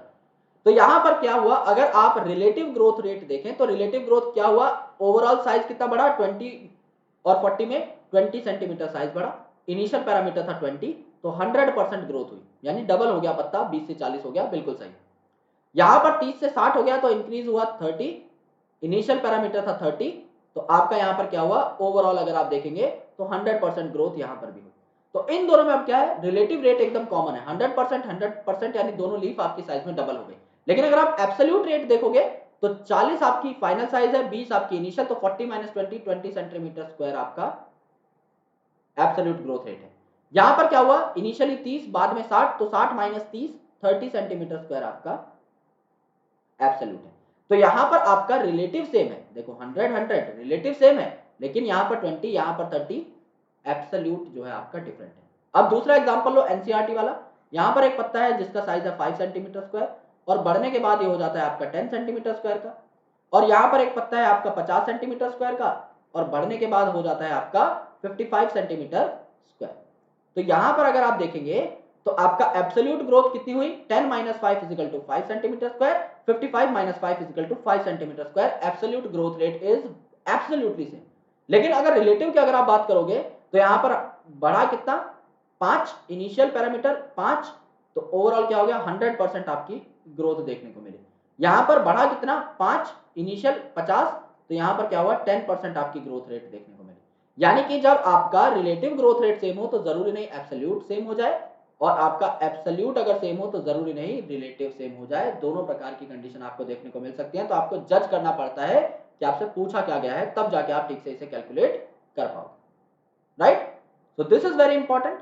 So now let's talk about the conditions और the essential elements for growth, यानी एक प्लांट में ग्रोथ के लिए कौन कौन सी चीजें इंपॉर्टेंट होती हैं, चाहे वो प्लांट के अंदर की चीजें हो या फिर वो प्लांट के बाहर की चीजें हो, उन दोनों को ही हम यहाँ पर कंसिडरेशन में ले सकते हैं। फॉर एग्जाम्पल प्लांट की ग्रोथ जो है उसके जेनेटिक मटीरियल पर भी डिपेंड करती है, यानी जेनेटिक फैक्टर्स पर भी डिपेंड करती है। एज वेल एज काफी सारे इंपॉर्टेंट जो प्लांट ग्रोथ रेगुलेटर्स हैं वो भी प्लांट की ग्रोथ में एक बहुत ही ज्यादा इंपॉर्टेंट रोल अदा करते हैं। तो ये जो जेनेटिक फैक्टर्स हैं या ये जो पीजीआर की प्रेजेंस है, ये प्लांट के इंट्रिंसिक कैरेक्टर्स के अंतर्गत आते हैं, क्योंकि ये प्लांट के अंदर प्रेजेंट होते हैं। लेकिन काफी सारे ऐसे फैक्टर्स हैं जो प्लांट की ग्रोथ को बाहर से अफेक्ट करेंगे, जैसे कि द प्रेजेंस ऑफ ऑक्सीजन। अगर आप देखें तो ऑक्सीजन की जरूरत होती है, क्योंकि बिना ऑक्सीजन के आप फूड को रेस्पायर नहीं कर सकते। लास्ट लेक्चर में हमने देखा था, यानी कि रेस्पिरेशन वाले चैप्टर में, कि अगर आपको ग्लूकोज को यूटिलाइज करना है तो आपको उस ग्लूकोज को तोड़ना होगा into CO2 molecules with the help of oxygen. यानी आपको फूड को क्या करना पड़ेगा, ऑक्सीडाइज करना पड़ेगा, तब जाके आपको एनर्जी मिलेगी जो कि उस फूड के अंदर स्टोर्ड है। यानी कि यहां पर जो मेटाबॉलिक एनर्जी है जो ग्रोथ के लिए आपको चाहिए रहेगी, वो कहां से आएगी, from the oxidation of food. तो ऑक्सीजन आपको एटमॉस्फेयर से मिलेगा, यानी ये एक एक्सट्रिंसिक फैक्टर हो जाता है, ये एक एक्सटर्नल फैक्टर हो जाता है जो कि हमें एनर्जी प्रोवाइड करेगा, और तभी प्लांट की ग्रोथ ठीक तरीके से हो पाएगी। सिमिलरली जो अगला फैक्टर है ये है आपका वाटर। अगर आप यहां पर देखें तो वाटर जो है सेल्स को टर्जिड बनाता है, यानी कि प्लांट की जो एक पर्टिकुलर शेप है, उसके सेल्स की जो शेप है उसका ख्याल कौन रखता है, वाटर। आपके सेल के अंदर जो मोस्ट ऑफ द साइटोसोलर कंटेंट है वो क्या है, वाटर। तो अल्टीमेटली जिस इलाके में रिएक्शंस होते हैं, सेल के जिस कंपार्टमेंट में रिएक्शंस होते हैं, वहां पर ज्यादातर पानी ही प्रेजेंट है। तो water gives you the medium for metabolic reaction to occur. तो यहां पर सेल एनलार्जमेंट, सेल को अगर आपको बड़ा करना है तो सेल को टर्जिड करना पड़ेगा, और टर्जिडिटी कब होगी सेल में, जब आपके सेल पानी सोखेंगे। ओके, तो ग्रोथ में तो आपका हेल्प कर ही रहा है वाटर। इसके साथ साथ जितने भी आपके एंजाइमेटिक या मेटाबॉलिक रिएक्शंस होंगे, यानी कि आपका जो मेटाबॉलिज्म होगा, उसके लिए जो मेन कंपोनेंट है, जो मीडियम है जिसमें सारे रिएक्शंस होते हैं, दैट इज वाटर। सिमिलरली यहां पर अगर आप देखें तो न्यूट्रिएंट भी बहुत इंपॉर्टेंट है। इसके ऊपर तो हमने एक पूरा का पूरा चैप्टर पढ़ लिया है जिसका नाम था मिनरल न्यूट्रिशन। तो यहां पर मैक्रो न्यूट्रिएंट और माइक्रो न्यूट्रिएंट दोनों के दोनों ही बहुत ही इंपॉर्टेंट रोल अदा करते हैं। तो आपके जो मैक्रो न्यूट्रिएंट्स थे और जो माइक्रो न्यूट्रिएंट थे, ये आपके प्रोटोप्लाज्म को सिंथेसाइज करने में हेल्प करते हैं, एज वेल एज ये एनर्जी के सोर्सेज भी होते हैं। जैसे कि एटीपी के अंदर आपने देखा था मिनरल न्यूट्रिशन चैप्टर में, एटीपी के अंदर क्या था, फॉस्फेट था। क्लोरोफिल के अंदर क्या था, मैग्नीशियम था। तो ये सारी जो चीजें हैं, चाहे आपका फॉस्फेट हो चाहे आपका मैग्नीशियम हो, ये एनर्जी प्रोवाइड करने में भी हेल्प करते हैं। और मेन प्रोटोप्लाज्म किसका बनेगा, कार्बन का, हाइड्रोजन का, ऑक्सीजन का, नाइट्रोजन का, इन सब चीजों से आपका प्रोटोप्लाज्म बनेगा। सो दोनों ही चीजें इंपॉर्टेंट हैं, यानी माइक्रो और मैक्रो न्यूट्रिएंट दोनों के दोनों असेंशियल हैं, बहुत इंपॉर्टेंट है। इसके अलावा अगर आप देखेंगे तो टेम्परेचर सबसे जरूरी है, क्योंकि अगर ऑप्टिमम टेम्परेचर नहीं रहेगा तो एंजाइम्स कभी भी एक्टिवेट नहीं हो पाएंगे। सो ऑप्टिमम टेम्परेचर अगर होता है तभी आपकी ग्रोथ मैक्सिमम होगी, क्योंकि अगर आपका टेम्परेचर बहुत कम है तो एंजाइम जो है वो इनएक्टिवेट हो जाएंगे, और अगर टेम्परेचर बहुत ज्यादा है तो एंजाइम्स आपके डीनेचर हो जाएंगे। यानी टेम्परेचर का सीधा सीधा जो लेना देना है वो किससे है, मेटाबॉलिक रिएक्शन से है, एंजाइम की कैटालिटिक एफिशिएंसी से। इसके अलावा अगर आप लाइट और ग्रेविटी की बात करेंगे तो ये आपके कुछ फेजेस और स्टेजेस ऑफ ग्रोथ को डिटरमाइन करते हैं। जैसे आपकी लाइट है, तो लाइट अगर आपका शॉर्ट डे प्लांट है तो उसमें कम ड्यूरेशन होनी चाहिए लाइट की, तभी प्लांट फ्लावर करेगा, यानी फ्लावरिंग शो करेगा। अगर लॉन्ग डे प्लांट है तो ज्यादा आपकी लाइट की ड्यूरेशन चाहिए, तभी आपका प्लांट जो है फ्लावरिंग शो करेगा। ग्रेविटी, कैसे पता लगता है कि रूट प्लांट के अंदर जाएगी और स्टेम जो है सॉइल के बाहर आएगी, ये सारी चीजें जो है आपको ग्रेविटी से डिटरमाइन करनी होती है। तो इसी बेसिस पर, लाइट और ग्रेविटी के बेसिस पर ही आप प्लांट के अलग अलग नाम रख सकते हैं। समझ लीजिए आपका सॉइल लेवल है, this is your soil level and this is your soil level as well. यहां पर भी एक प्लांट उग रहा है जिसके ऊपर क्या है, इसका स्टेम वाला पार्ट है, ओके, और यहां पर इसकी रूट है। सिमिलरली यहां पर भी एक प्लांट है, ऊपर इसका स्टेम वाला पार्ट है और नीचे क्या है, इसकी रूट। तो ये जो रूट है ये धरती की तरफ जा रही है, ओके, धरती की तरफ जा रही है मतलब जियो की तरफ जा रही है। So ultimately it is geotropic, धरती के अंदर जा रही है तो इट इज पॉजिटिवली जियोट्रॉफिक, क्योंकि ये जमीन के अंदर घुस रही है, धरती की तरफ जा रही है, टुवर्ड्स द ग्राउंड जा रही है। जबकि जो आपकी स्टेम है ये क्या कहलाती है, स्टेम आपकी ऊपर की तरफ ग्रो करती है अगेंस्ट द सॉइल या अगेंस्ट ग्रेविटी, तो आप इसे क्या कहते हो, नेगेटिवली जियोट्रॉफिक, नेगेटिवली जियोट्रॉफिक आपसे बोलते हैं। सिमिलरली यहां पर समझ लीजिए आपका सन प्रेजेंट है जो कि आपका लाइट का इंपॉर्टेंट सोर्स है। तो अगर आपकी स्टेम जो है वो सन की तरफ उग रही है तो आप इसे क्या बोलते हो, positively phototrophic, phototrophic, right. Trophic movement तो ये शो कर रहा है किसकी तरफ, फोटो की तरफ, यानी लाइट की तरफ। तो पॉजिटिवली फोटोट्रॉफिक मतलब प्लांट जो आपका सूरज की तरफ उग रहा है। और दूसरा जो आपका इंपॉर्टेंट फैक्टर है that is root, it is going to be negatively phototrophic, negatively phototrophic, okay. तो जो आपका स्टेम पार्ट है ये नेगेटिवली जियोट्रॉफिक है और पॉजिटिवली फोटोट्रॉफिक, और जो रूट पार्ट है ये पॉजिटिवली जियोट्रॉफिक है और नेगेटिवली फोटोट्रॉफिक। इस बात का आपको ध्यान रखना है। तो ये सारे वो फैक्टर्स हैं जिनके बारे में हमें स्टडी करनी होती है। इसके अलावा हम जो दो इंपॉर्टेंट चीज देखते हैं, जो इंट्रिंसिक है that are genetic factors and PGR. तो पीजीआर के ऊपर तो आपका एक अलग से सेक्शन गिवन है जो कि हम लोग डिटेल में पढ़ने वाले हैं। Now the most important thing which creates great confusion among students is the difference between differentiation, de-differentiation and redifferentiation। तो यहां पर इनकी बेसिक डेफिनेशन के बारे में मैं आपको बता देता हूं। डिफरेंशिएशन मैंने आपको क्या बताया था, सेल्स डिफरेंट हो जाते हैं, यानी कि एक जो सेल था वो मेरिस्टेमेटिक था, वो डिवाइड कर रहा है, लेकिन कुछ टाइम बाद वो परमानेंट हो जाएगा, किसी एक ऑर्गन की तरह बिहेव करने लग जाएगा। तो जब सेल्स नए नए डिफरेंशिएट हो और किसी ऑर्गन की तरह बिहेव करने लग जाए परमानेंट होकर के, इसे आपने क्या बोला, डिफरेंशिएशन।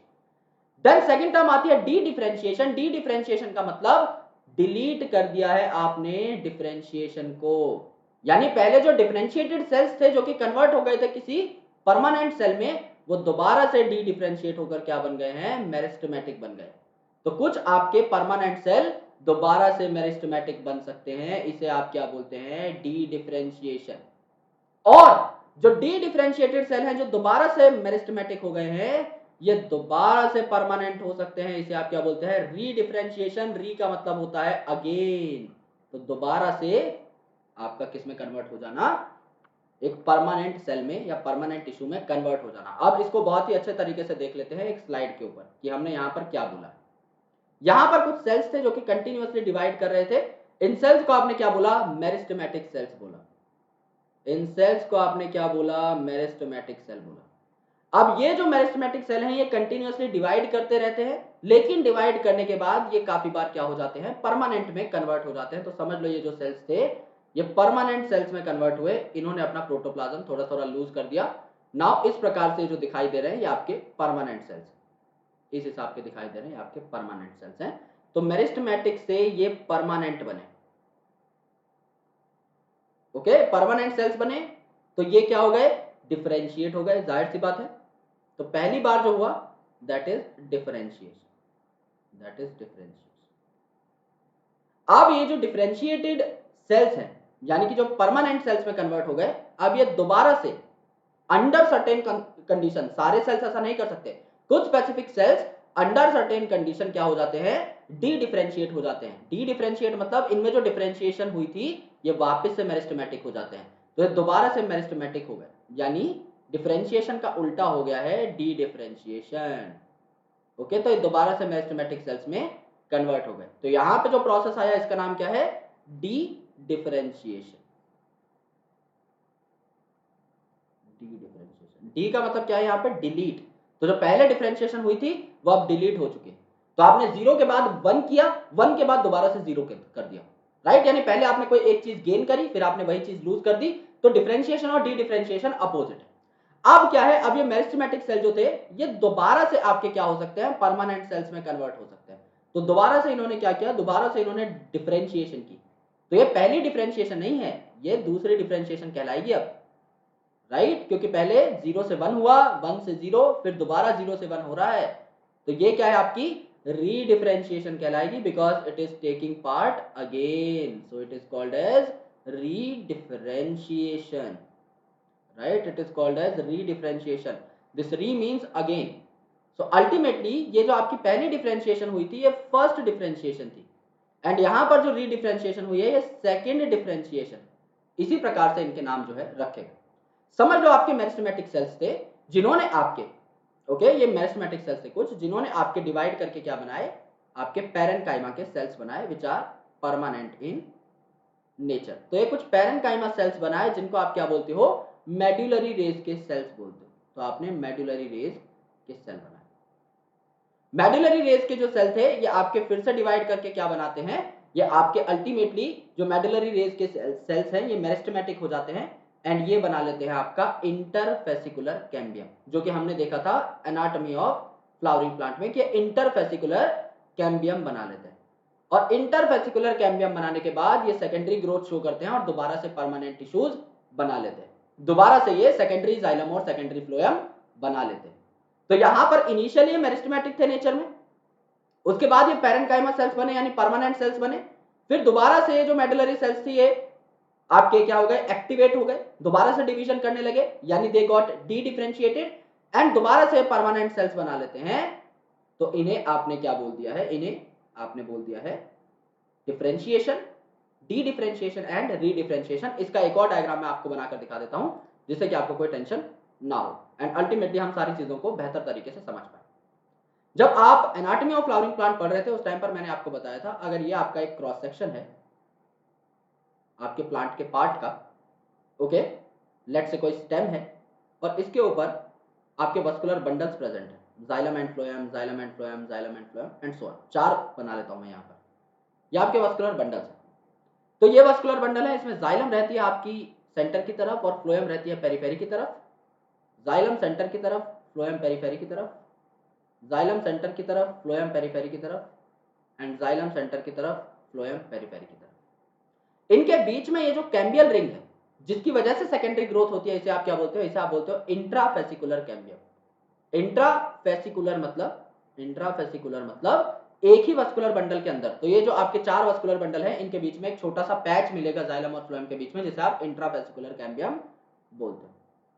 अब इनिशियली आपके कुछ मेरिस्टेमेटिक सेल रहे होंगे, उन मेरिस्टेमेटिक सेल्स ने क्या कर दिया, उन मेरिस्टेमेटिक सेल्स ने आपकी मेडुलरी रेस के सेल्स बना दिए, मेडुलरी रेस के सेल्स बना दिए। सो मेडुलरी रेस के जो पैरेनकाइमेटस सेल्स रहते हैं वो यहां पर प्रेजेंट रहते हैं इस इलाके में। तो यहां पर जो पैरेनकाइमा सेल्स प्रेजेंट है कैसे, परमानेंट है, यानी पहली बार आपने क्या किया, पहली बार आपने ये जो आपके मेरिस्टेमेटिक सेल्स थे इन्हें परमानेंट में कन्वर्ट कर दिया, यानी आपने डिफरेंशिएशन कर दी। अब ये जो मेडुलरी रेस के सेल्स हैं ये डिवाइड करना स्टार्ट कर देते हैं, अपने आप को ये क्या कर देते हैं, एक्टिवेट कर देते हैं और ये बना लेते हैं इंटरफेसिकुलर कैम्बियम। और इंटरफेसिकुलर कैम्बियम के जो सेल्स हैं, इंटरफेसिकुलर कैम्बियम के जो सेल्स हैं ये डिवाइड कर सकते हैं यानी दोबारा से मेरिस्टेमेटिक होते हैं। तो आपने अब परमानेंट सेल्स को मेरिस्टेमेटिक में कन्वर्ट कर दिया यानी आपने डी डिफरेंशिएशन कर दी। तो यहां पर क्या हुआ, ये जो आपके सेल्स थे विच आई हैव ड्रॉन, ये जो आपके सेल्स थे जो मैं अभी मिटा रहा हूं, ये अब क्या हो जाएंगे, ये आपके अब मेरिस्टेमेटिक लेयर में डिवाइड हो जाएंगे यानी कि कन्वर्ट हो जाएंगे। तो यहां पर ये जो येलो कलर की आपको पैच देखने को मिल रही है, जो येलो कलर की आपको एक शील्ड देखने को मिल रही है सेल्स की, ये कौन से सेल्स हैं, ये आपके इंटरफेसिकुलर कैम्बियम के सेल्स हैं, इंटरफेसिकुलर कैम्बियम के सेल्स हैं। अब क्योंकि ये भी कैम्बियम है तो ये डिविजिबल है, ये आपके कैसे हो गए, मेरिस्टेमेटिक सेल हो गए। अब जो इंटरफेसिकुलर कैम्बियम है ये यहां पर सेल्स को ऐड करेगी, सेकेंडरी जाइलम बना लेगी, और यहां पर सेल्स को ऐड करेगी, सेकेंडरी फ्लोएम बना लेगी, राइट। सिमिलरली यहां पर भी इसी प्रकार से आपके डिवीजन यहां पर होने लगेगी, सेकेंडरी जाइलम सेकेंडरी फ्लोएम बनाएगी, यहां पर भी सेल्स को ये ऐड करती रहेगी फर्दर, जिससे कि ओवरऑल मोटाई बढ़ जाए इस पूरे के पूरे प्लांट पार्ट की। तो यहां पर क्या किया इन्होंने, वस्कुलर बंडल के अंदर की अगर हम बात करें तो सेकेंडरी जाइलम और सेकेंडरी फ्लोएम बना लिए, सेकेंडरी जाइलम और सेकेंडरी फ्लोएम आपके डिवाइड नहीं कर सकते फर्दर, तो ये आपके कैसे है, परमानेंट है, ये आपके परमानेंट है, ओके। यानी यहां पर ये दोबारा से कैसे हो गए, परमानेंट हो गए, तो इसको हमने क्या बोल दिया, रीडिफरेंशिएशन, दोबारा से रीडिफरेंशिएट हो गए।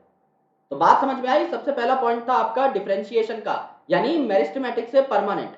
दूसरा डी डिफरेंशिएशन यानी परमानेंट से मेरिस्टेमेटिक, और तीसरा री डिफरेंशिएशन यानी ये दोबारा से मेरिस्टेमेटिक से परमानेंट में कन्वर्ट हो जाएंगे। और ये एनसीईआरटी का सबसे स्टैंडर्ड एग्जांपल है जो कि आपको 6th चैप्टर में देखने को मिल भी जाएगा 11th क्लास की। ये हम ऑलरेडी डिस्कस कर भी चुके हैं, सेकेंडरी ग्रोथ के बारे में भी हम लोग बात कर चुके हैं। So I hope that you got this example very well. एकदम बेसिक से उठाया है तो समझ में आ भी जाना चाहिए। ओके, सो अब देखते हैं किताब में क्या लिखा हुआ है इस चैप्टर के अंदर। डिफरेंशिएशन क्या होता है? डिफरेंशिएशन एक प्रोसेस है जिसमें मेरिस्टम के जो सेल्स हैं, चाहे वो आपके रूट एपिकल मेरिस्टम हो, चाहे शूट एपिकल मेरिस्टम हो, या फिर आपकी लेटरल मेरिस्टम हो जैसे कैम्बियम, ये डिफरेंशिएट होकर क्या बनाए? ये डिफरेंशिएट होकर कुछ मैच्योर्ड सेल्स बनाए जिनका कोई स्पेसिफिक काम, इसीलिए इसको डिफरेंशिएशन बोला गया ना। यहां पर जो आपकी फाइनल सेल्स बने उन्होंने कोई डिफरेंट काम अपना ले लिया, कोई स्पेसिफिक काम उन्होंने अपना ले लिया। अब यहां पर जो सेल वॉल्स है और प्रोटोप्लाज्म है, दे अंडरगो स्ट्रक्चरल चेंजेस। हमने यहां पर देखा था कि मैच्योरेशन के दौरान जब हमने 3 रीजन्स पढ़े थे, the region of meristematic zone, okay, the region of elongation and the region of maturation. वहां पर हमने देखा था कि मैच्योरेशन वाले रीजन में या मैच्योरेशन वाले जोन में आपके कुछ प्रोटोप्लाज्म में चेंजेस होते हैं। सेल वॉल जो है ये आपकी सेकेंडरी हो जाती है, मोटी थिक सेल वॉल हो जाती है, एंड जो प्रोटोप्लाज्म है मेरे दोस्त ये भी आपका चेंज हो जाता है। यानी अगर मुझे ट्रैकीड बनाना है, ओके, जैसे यहां पर दिखाया हुआ है, अगर मुझे ट्रैकीड बनाना है तो ट्रैकीड में प्रोटोप्लाज्म नहीं होता तो मुझे लॉस करना पड़ेगा प्रोटोप्लाज्म का। लेकिन वहीं पर अगर मुझे पैरेनकाइमेटस सेल बनाना है तो मुझे प्रोटोप्लाज्म में कोई लॉस नहीं करना पड़ेगा। हाँ, लेकिन यहां पर capacity of cell division is lost, तो ये क्या हो जाते हैं? परमानेंट सेल हो जाते हैं। तो पहली बार जब आपके मेरिस्टेमेटिक से परमानेंट बने तो इसे क्या बोला गया? डिफरेंशिएशन बोला। अगर मैं ट्रैकीड बना रहा हूं तो प्रोटोप्लाज्म तो मैं लॉस करूंगा ही, इसके साथ साथ मैं स्ट्रॉन्ग इलास्टिक लिग्नोसेलुलोजिक यानी यहां पर लिग्निन की भी डिपोजिशन हो जाएगी, ऐसी सेकेंडरी वॉल लगा लूंगा अपने सेल के ऊपर, जिससे कि मैं वाटर को कैरी कर पाऊं to the long distances in extreme tension. क्योंकि ट्रैकीड का काम क्या रहता है? ट्रैकीड और वेसल का काम रहता है पानी को एकदम रूट के लेवल से स्टेम के लेवल तक पहुंचाना, एकदम टिप ऑफ लीफ तक पहुंचाना। यानी कि इसको हंड्रेड्स ऑफ मीटर का डिस्टेंस ट्रेवल करना है तो इसको पतले पाइप की तरह बिहेव करना है, इसको एक डेड पाइप की तरह बिहेव करना है। तो ये डेड कब होगा? जब इसके अंदर प्रोटोप्लाज्म का लॉस हो जाएगा। तो ये पहली बात, तो प्रोटोप्लाज्म लॉस कर देगा। दूसरा, इसे स्ट्रॉन्ग होना पड़ेगा, इलास्टिक होना पड़ेगा, जिससे पाइप टूटे ना और पूरे के पूरे प्लांट में एकदम अच्छे से प्रेजेंट रहे। तो यहां पर लिग्नोसेलुलोजिक वॉल प्रेजेंट हो जाती है, सेकेंडरी वॉल, जो कि इसे टूटने नहीं देती, एंड अल्टीमेटली आपका अच्छे से काम कर सकते हैं ट्रैकीड।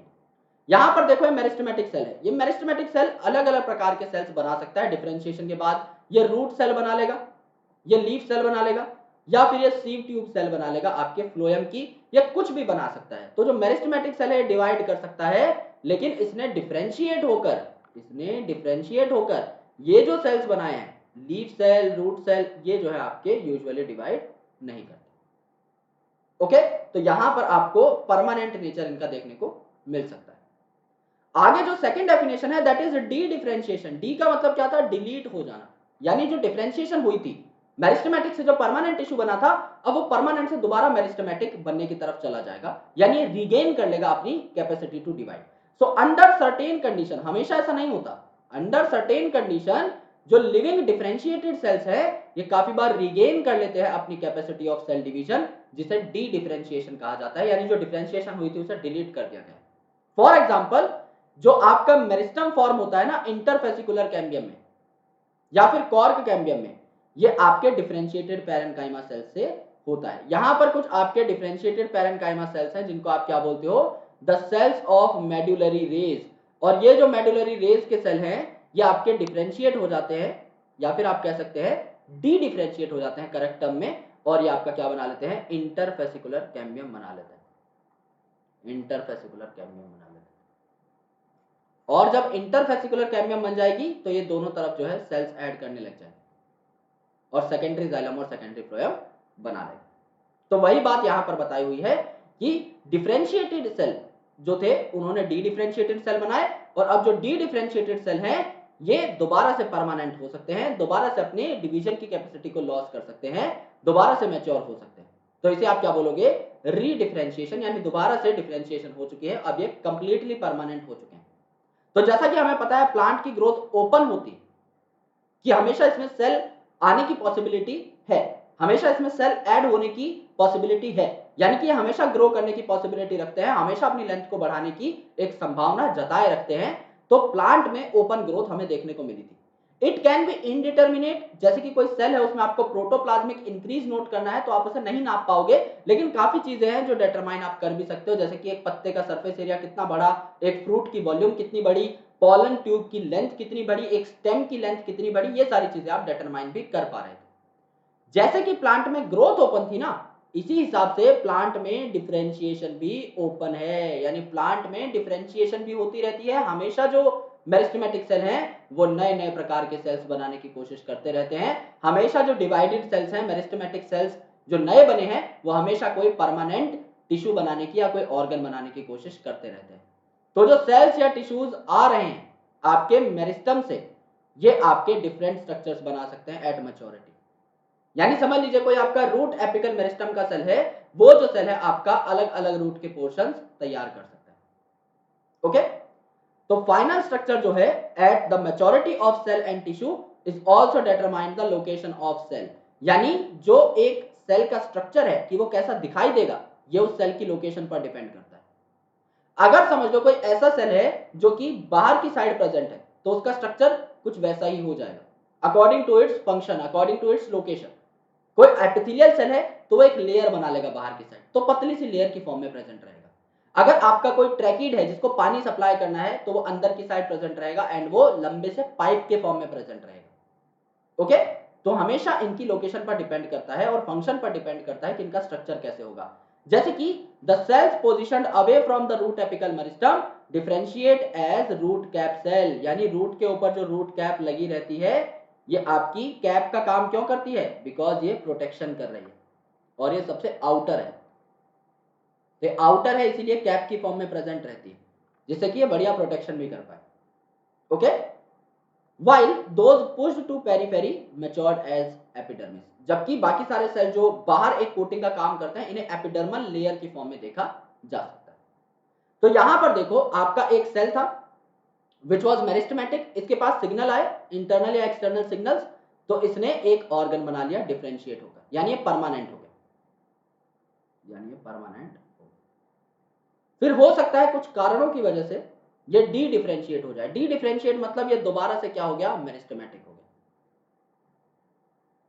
यानी दोबारा से डिवीजन शो कर सकता है। फिर ये अलग अलग सेल्स बना लेगा एंड रीडिफरेंशिएट हो जाएगा, राइट, यानी दोबारा से परमानेंट हो चुका है। ये आपको देखने को मिलता है, इसे आप ट्रांस डिफरेंशिएशन भी कह सकते हैं। Okay, so there could be different kind of things which can be seen in plant. या तो जो आपका डी डिफरेंशिएटेड सेल है ये दोबारा से परमानेंट हो सकता है, या इसकी डेथ भी हो सकती है via apoptosis, programmed cell death कहते हैं आप इसे, प्रोग्राम्ड सेल डेथ। या फिर ये सेल साइकिल में पार्टिसिपेट कर सकता है क्योंकि मेरिस्टेमेटिक है तो और नए नए सेल्स बना सकता है, डायरेक्टली परमानेंट होने की बजाय काफी सारे सेल्स बनाएगा उसके बाद परमानेंट होगा। तो ये सारी चीजें यहां पर देखने को मिल सकती हैं।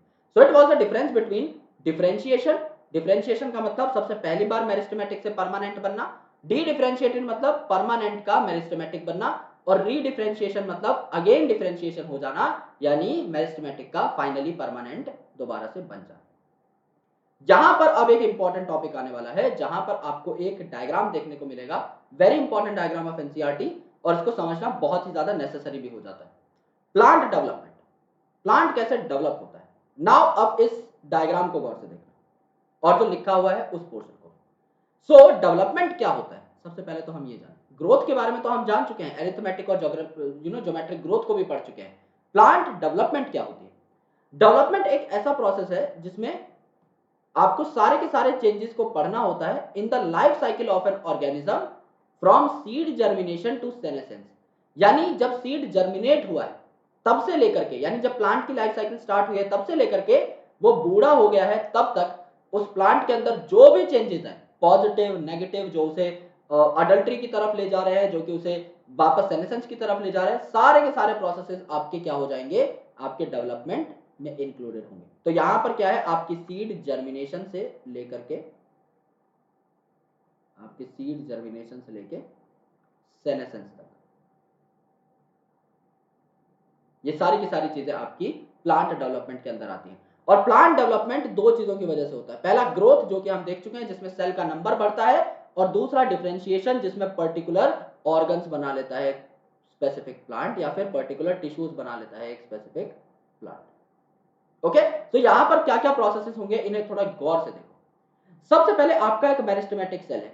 जो मेरिस्टेमेटिक सेल है ये क्या करेगा, जो मेरिस्टेमेटिक सेल है ये प्लाज्मेटिक ग्रोथ करेगा, क्योंकि आपको पता है कि मेरिस्टेमेटिक सेल डिवाइड करने से पहले अपने साइटोप्लाज्म को इंक्रीज करता है। क्योंकि सेल डिवीजन क्यों होती है, सेल डिवीजन इसलिए होती है कि आपका सेल जब बड़ा हो जाता है तो न्यूक्लियस जो है इतने बड़े सेल पे कमांड नहीं स्थापित कर पाता, वो इतने बड़े सेल को होल्ड नहीं कर पाता, इतने बड़े सेल को ऑर्गेनाइज नहीं कर पाता ठीक से। तो क्या होता है, एक जो सेल है जिसका साइज अब बहुत बड़ा हो गया है, ये छोटे छोटे साइज के दो सेल में कन्वर्ट हो जाता है। तो सबसे पहले प्लाज्मेटिक ग्रोथ हुई, यानी यहां पर प्रोटोप्लाज्म जो है इंक्रीज हुआ। प्रोटोप्लाज्म इंक्रीज हुआ तो आपके सेल की इलोंगेशन हुई, यानी सेल आपका बड़ा हो गया। प्लाज्मेटिक ग्रोथ हुई तो सेल बड़ा ही होगा ना। उसके बाद क्या हुई आपकी, यहां पर देखो आपकी सेल डिवीजन। तो सेल डिवीजन से एक तो बन गया है आपका मेरिस्टेमेटिक सेल, क्योंकि आपको मेरिस्टेमेटिक सेल्स को वापस भी लाना है, ओके, जिससे कि वो और ज्यादा डिवाइड कर सके। एंड जो आपके और सेल्स बने हैं वाया डिवीजन, वो आपके डिफरेंशिएट हो जाते हैं किसी ऑर्गन को बनाने के लिए, एंड अल्टीमेटली मैच्योर हो जाते हैं, यानी एक स्पेसिफिक ऑर्गन एक स्पेसिफिक टिश्यू बना लेते हैं, और मैच्योरेशन के बाद एक मैच्योर सेल बना लेते हैं। वो मैच्योर सेल आगे चल के क्या हो जाता है, आपका सेनेसेंट हो जाता है, बूढ़ा हो जाता है, और उसके बाद उसकी डेथ हो जाती है। तो यहां पर एरोस थोड़े ठीक से नहीं लगा रखे हैं, और इसीलिए इस डायग्राम को समझने में, इस फ्लो चार्ट को समझने में स्टूडेंट्स को थोड़ी सी दिक्कत होती है। तो हम क्या करेंगे, हम अपना जो डायग्राम है, अपना जो फ्लो चार्ट है वो खुद बनाएंगे। तो यहां पर क्या हुआ, यहां पर इनिशियली एक मेरिस्टेमेटिक सेल था, यहां पर इनिशियली एक मेरिस्टेमेटिक सेल था। अब मेरिस्टेमेटिक सेल डिवाइड कब करेगा, जब आपके सेल की ग्रोथ होगी। तो सबसे पहले क्या हुआ, प्लाज्मेटिक ग्रोथ हुई, यानी प्रोटोप्लाज्म की ग्रोथ हुई, प्लाज्मेटिक ग्रोथ हुई। अगर प्लाज्मेटिक ग्रोथ हुई, प्रोटोप्लाज्म बढ़ा, तो सेल भी इलोंगेट होगा, बिल्कुल सही बात है। तो सेल यहां पर इलोंगेट हो गया, तो elongation of cell is also see. Elongation of cell के बाद जो सेल है ये कर गया डिवाइड, और अगर सेल डिवाइड कर गया तो एक सेल तो आपका, क्योंकि डिवीजन के बाद दो सेल बने, एक सेल आपका मेरिस्टेमेटिक हो गया, जबकि दूसरा जो है ये आपका क्या बन जाएगा, परमानेंट बनने की कोशिश करेगा, किसी ऑर्गन को बनाने की कोशिश करेगा। सो आफ्टर डिवीजन जो दूसरा सेल बना है ये अपने आप को डिफरेंशिएट करेगा, डिफरेंशिएट करेगा, अलग किस्म का सेल बनाने की कोशिश करेगा। डिफरेंशिएट करने के बाद ये मैच्योरेशन फेज में चला जाएगा, ये मैच्योर होने की कोशिश करेगा। मैच्योरेशन फेज में जाने के बाद अल्टीमेटली मैच्योर हो जाएगा, तो यहां पर आपको मैच्योर सेल देखने को मिलेगा। मैच्योर सेल धीरे धीरे क्या हो जाएगा, बूढ़ा हो जाएगा, यानी सेनेसेंट हो जाएगा, और सेनेसेंट होने के बाद अल्टीमेटली इस मैच्योर सेल की डेथ हो जाएगी, जितना भी इसका लाइफ स्पैन है उसके बाद। ये आपका टोटल फ्लो चार्ट है, जो कि एनसीईआरटी में थोड़ा सा कंफ्यूजिंग वे में दे रखा है। तो एक बार हम ये पढ़ेंगे, उसके बाद एनसीईआरटी वाले फ्लो चार्ट पे वापस चलेंगे। मेरिस्टेमेटिक सेल डिवाइड कब करेगा, पहले ग्रोथ होगी, इलोंगेशन होगी सेल की, तब जाके डिवाइड करेगा। यहां तक की बात क्लियर है। अब एक सेल जो आपका बना डिवीजन से वो मेरिस्टेमेटिक हो गया, दूसरे ने डिफरेंशिएट होकर एक पर्टिकुलर ऑर्गन बना लिया, तो पहले डिफरेंशिएशन, मैच्योर हो जाएगा, एंड अल्टीमेटली सेनेसेंट हो जाएगा, डेथ हो जाएगी। राइट, अब देखो यहां पर क्या हुआ, मेरिस्टेमेटिक सेल था, प्लाज्मेटिक ग्रोथ हुई, एक्सपेंशन हुई यानी इलोंगेशन हुई, सेल डिवीजन हुआ, तो एक सेल तो यहां पर आ गया, दूसरा सेल यहां पर आ गया, जो डिफरेंशिएट हो जाएगा, मैच्योर हो जाएगा, सेनेसेंट हो जाएगा, और उसकी डेथ हो जाएगी। ये आपको देखने को मिला यहां पर पूरा का पूरा जुगाड़। ओके, इनिशियली जो प्लांट है वो आपका जाइगोट की फॉर्म में प्रेजेंट रहता है, एक सिंगल सेल डिप्लॉयड जाइगोट। उसके बाद आपका एम्ब्रियो बनता है, एक सेल से दो सेल, दो से चार, चार से आठ, और आठ से 16। एंड उसके बाद आपका globular embryo, heart shape embryo, और आपका टॉर्पेडो लाइक एम्ब्रियो हमें देखने को मिलता है, जिसके बाद पूरा का पूरा प्लांट जो है डेवलप हो जाता है। सो it is the plant development, कि किस प्रकार से सेल बढ़ रहे हैं और किस प्रकार से अलग अलग ऑर्गन्स बन रहे हैं एक प्लांट के अंदर। प्लांट डेवलपमेंट में एक जो खास चीज आती है वो है प्लास्टिसिटी, ये हमें जाननी है। तो plant follows different pathways in response to environment और phases of life to form different kind of structures. यानी एक ही प्लांट के अंदर या तो एनवायरमेंट के फैक्टर्स की वजह से या फिर लाइफ के फेजेस की वजह से एक ही ऑर्गन की अलग अलग स्ट्रक्चर हमें देखने को मिल सकती है। इसे आप क्या बोलते हो, प्लास्टिसिटी। तो प्लास्टिसिटी का मतलब क्या है, अगर हम लीफ की बात करें तो एक ही प्लांट के अंदर दो प्रकार की लीफ देखने को मिल सकती है। अगर वो लाइफ फेज पर डिपेंडेंट है तो आपको अडल्ट में अलग लीफ देखने को मिलेगी और आपको यंग प्लांट में अलग लीफ देखने को मिलेगी, इनकी शेप डिफरेंट होगी। और अगर आप एनवायरमेंट की बात करें तो आपको यहां पर वाटर के अंदर अलग प्रकार की लीफ देखने को मिलेगी और सॉइल के अंदर या एयर के अंदर अलग प्रकार की लीफ देखने को मिलेगी। जैसे कि यहां पर देखिए, यहां पर आपका जो जुवेनाइल लीफ है और जो अडल्ट लीफ है, यानी ये जो आपका यंग प्लांट की लीफ है और जो अडल्ट प्लांट की लीफ है, इसमें देखो कितना फर्क है। यहां पर आपकी छोटी लीफ है, स्मॉल लीफ, जबकि यहां पर आपकी बड़ी लीफ है, लार्ज लीफ। यानी कि जब आपका प्लांट छोटा था उस टाइम पर छोटी सी लीफ आपको देखने को मिली, जब प्लांट आपका डेवलप्ड हुआ तो बड़ी लीफ आपको देखने को मिली। सिमिलरली एक प्लांट है जिसका कुछ पार्ट पानी के अंदर है और कुछ पार्ट पानी के बाहर। अगर आप पानी के अंदर ये वाली पत्ती ले जाएंगे तो ये चौड़ी बहुत है, इट इज ब्रॉड लीफ, तो पानी की जो लहरें हैं इस पत्ती को फाड़ देंगी। तो आपको रिबन लाइक लीफ की जरूरत होती है जो पानी की लहरों के साथ साथ बहती रहे और उनको कोई फर्क ना पड़े। तो यहां पर जो आपकी रिबन लाइक लीफ है ये ज्यादा सस्टेनेबल है वाटर के अंदर, तो पानी के अंदर ये जो रिबन लाइक लीफ है ये ज्यादा बढ़िया काम कर पाएंगी। तो एक ही अगर पौधा है तो उसके अंदर जो वाटर है वो वाला पार्ट ऐसी लीफ कैरी करेगा, जबकि जो टेरेस्ट्रियल पार्ट है जो जमीन पर है वो आपकी ब्रॉड लीफ कैरी करेगा। ये आपकी ब्रॉड लीफ कैरी करेगा। ओके, तो यहां पर देखो कोरिएंडर, लार्कस्पर, इन सब में आपको देखने को मिलता है एक शेप में चेंज लीफ की, वो भी related to the phase of life. जैसे कि यहां पर देखो कॉटन है, कोरिएंडर है, ये आपके धनिया की लीफ जैसी दिखाई दे रही है वैसे भी, तो कोरिएंडर भी आप यहां पर एक एग्जांपल के तौर पे ले सकते हो। और लार्कस्पर है जिसका डायग्राम आपको दिया हुआ है एनसीईआरटी के अंदर, यहां पर फेज ऑफ लाइफ पे डिपेंड करता है लीफ का शेप। जुवेनाइल और मैच्योर प्लांट में अलग अलग शेप देखने को मिलेगी आपको लीफ की, जबकि हेटेरोफिली आपकी ड्यू टू एनवायरमेंट भी हो सकती है। हेटेरो का मतलब क्या है, हेटेरो का मतलब है आपके डिफरेंट, और फिली, phyll word is related to chlorophyll, right. तो क्लोरोफिल कहां पे होता है आपका, लीफ के अंदर, तो phyll word is related to leaf. Okay, आपने प्लांट किंगडम में माइक्रोफिल, मेगाफिल भी देखा था, वहां भी मैंने आपको बताया था कि फिल का मतलब यह है लीफ। तो यहां पर हेटेरोफिली का मतलब यह है कि आपके डिफरेंट लीफ जो है यहां पर आपको देखने को मिलेंगे, इनकी शेप साइज अलग अलग होंगी। तो जो आपका बटर कप है इसमें जो शेप है लीव्स की, ये आपकी एयर में अलग है और वाटर में अलग है। यहां पर रिबन लाइक लीफ है आपकी वाटर के अंदर, जबकि ब्रॉड लीफ है आपकी एयर के अंदर, जो एरियल पार्ट है उनके अंदर। इसे आप क्या कहते हैं, प्लास्टिसिटी। यानी प्लास्टिसिटी का मतलब क्या है, किसी ऑर्गन का एक से ज्यादा फॉर्म में प्रेजेंट होना, एक से ज्यादा शेप शो करना due to the phase of life. जैसे कि आपका लार्कस्पर में दिखाया गया है कि यंग में और अडल्ट में शेप अलग अलग है, या फिर due to the climatic condition, या फिर ड्यू टू द एनवायरमेंट, कि आपका एक जगह पर वाटर है एक जगह पर एयर है, तो उनमें लीफ की शेप कैसी होगी। यहां पर देखो फैक्टर्स कंट्रोलिंग प्लांट डेवलपमेंट। अब प्लांट डेवलपमेंट को कौन कौन से फैक्टर्स कंट्रोल करते हैं। पहली बात तो एक्सट्रिंसिक फैक्टर जो अभी हमने पढ़े कि लाइट है, लाइट तो काफी ज्यादा चीजें कंट्रोल करेगी। लाइट ये भी कंट्रोल करेगी, लाइट की ड्यूरेशन, कि आपकी फ्लावरिंग होगी या नहीं। तो इसके बारे में हम बात करेंगे फोटो पीरियोडिज्म नाम के एक टॉपिक में। टेम्परेचर आपका एंजाइमेटिक एक्टिविटी को कंट्रोल करता है।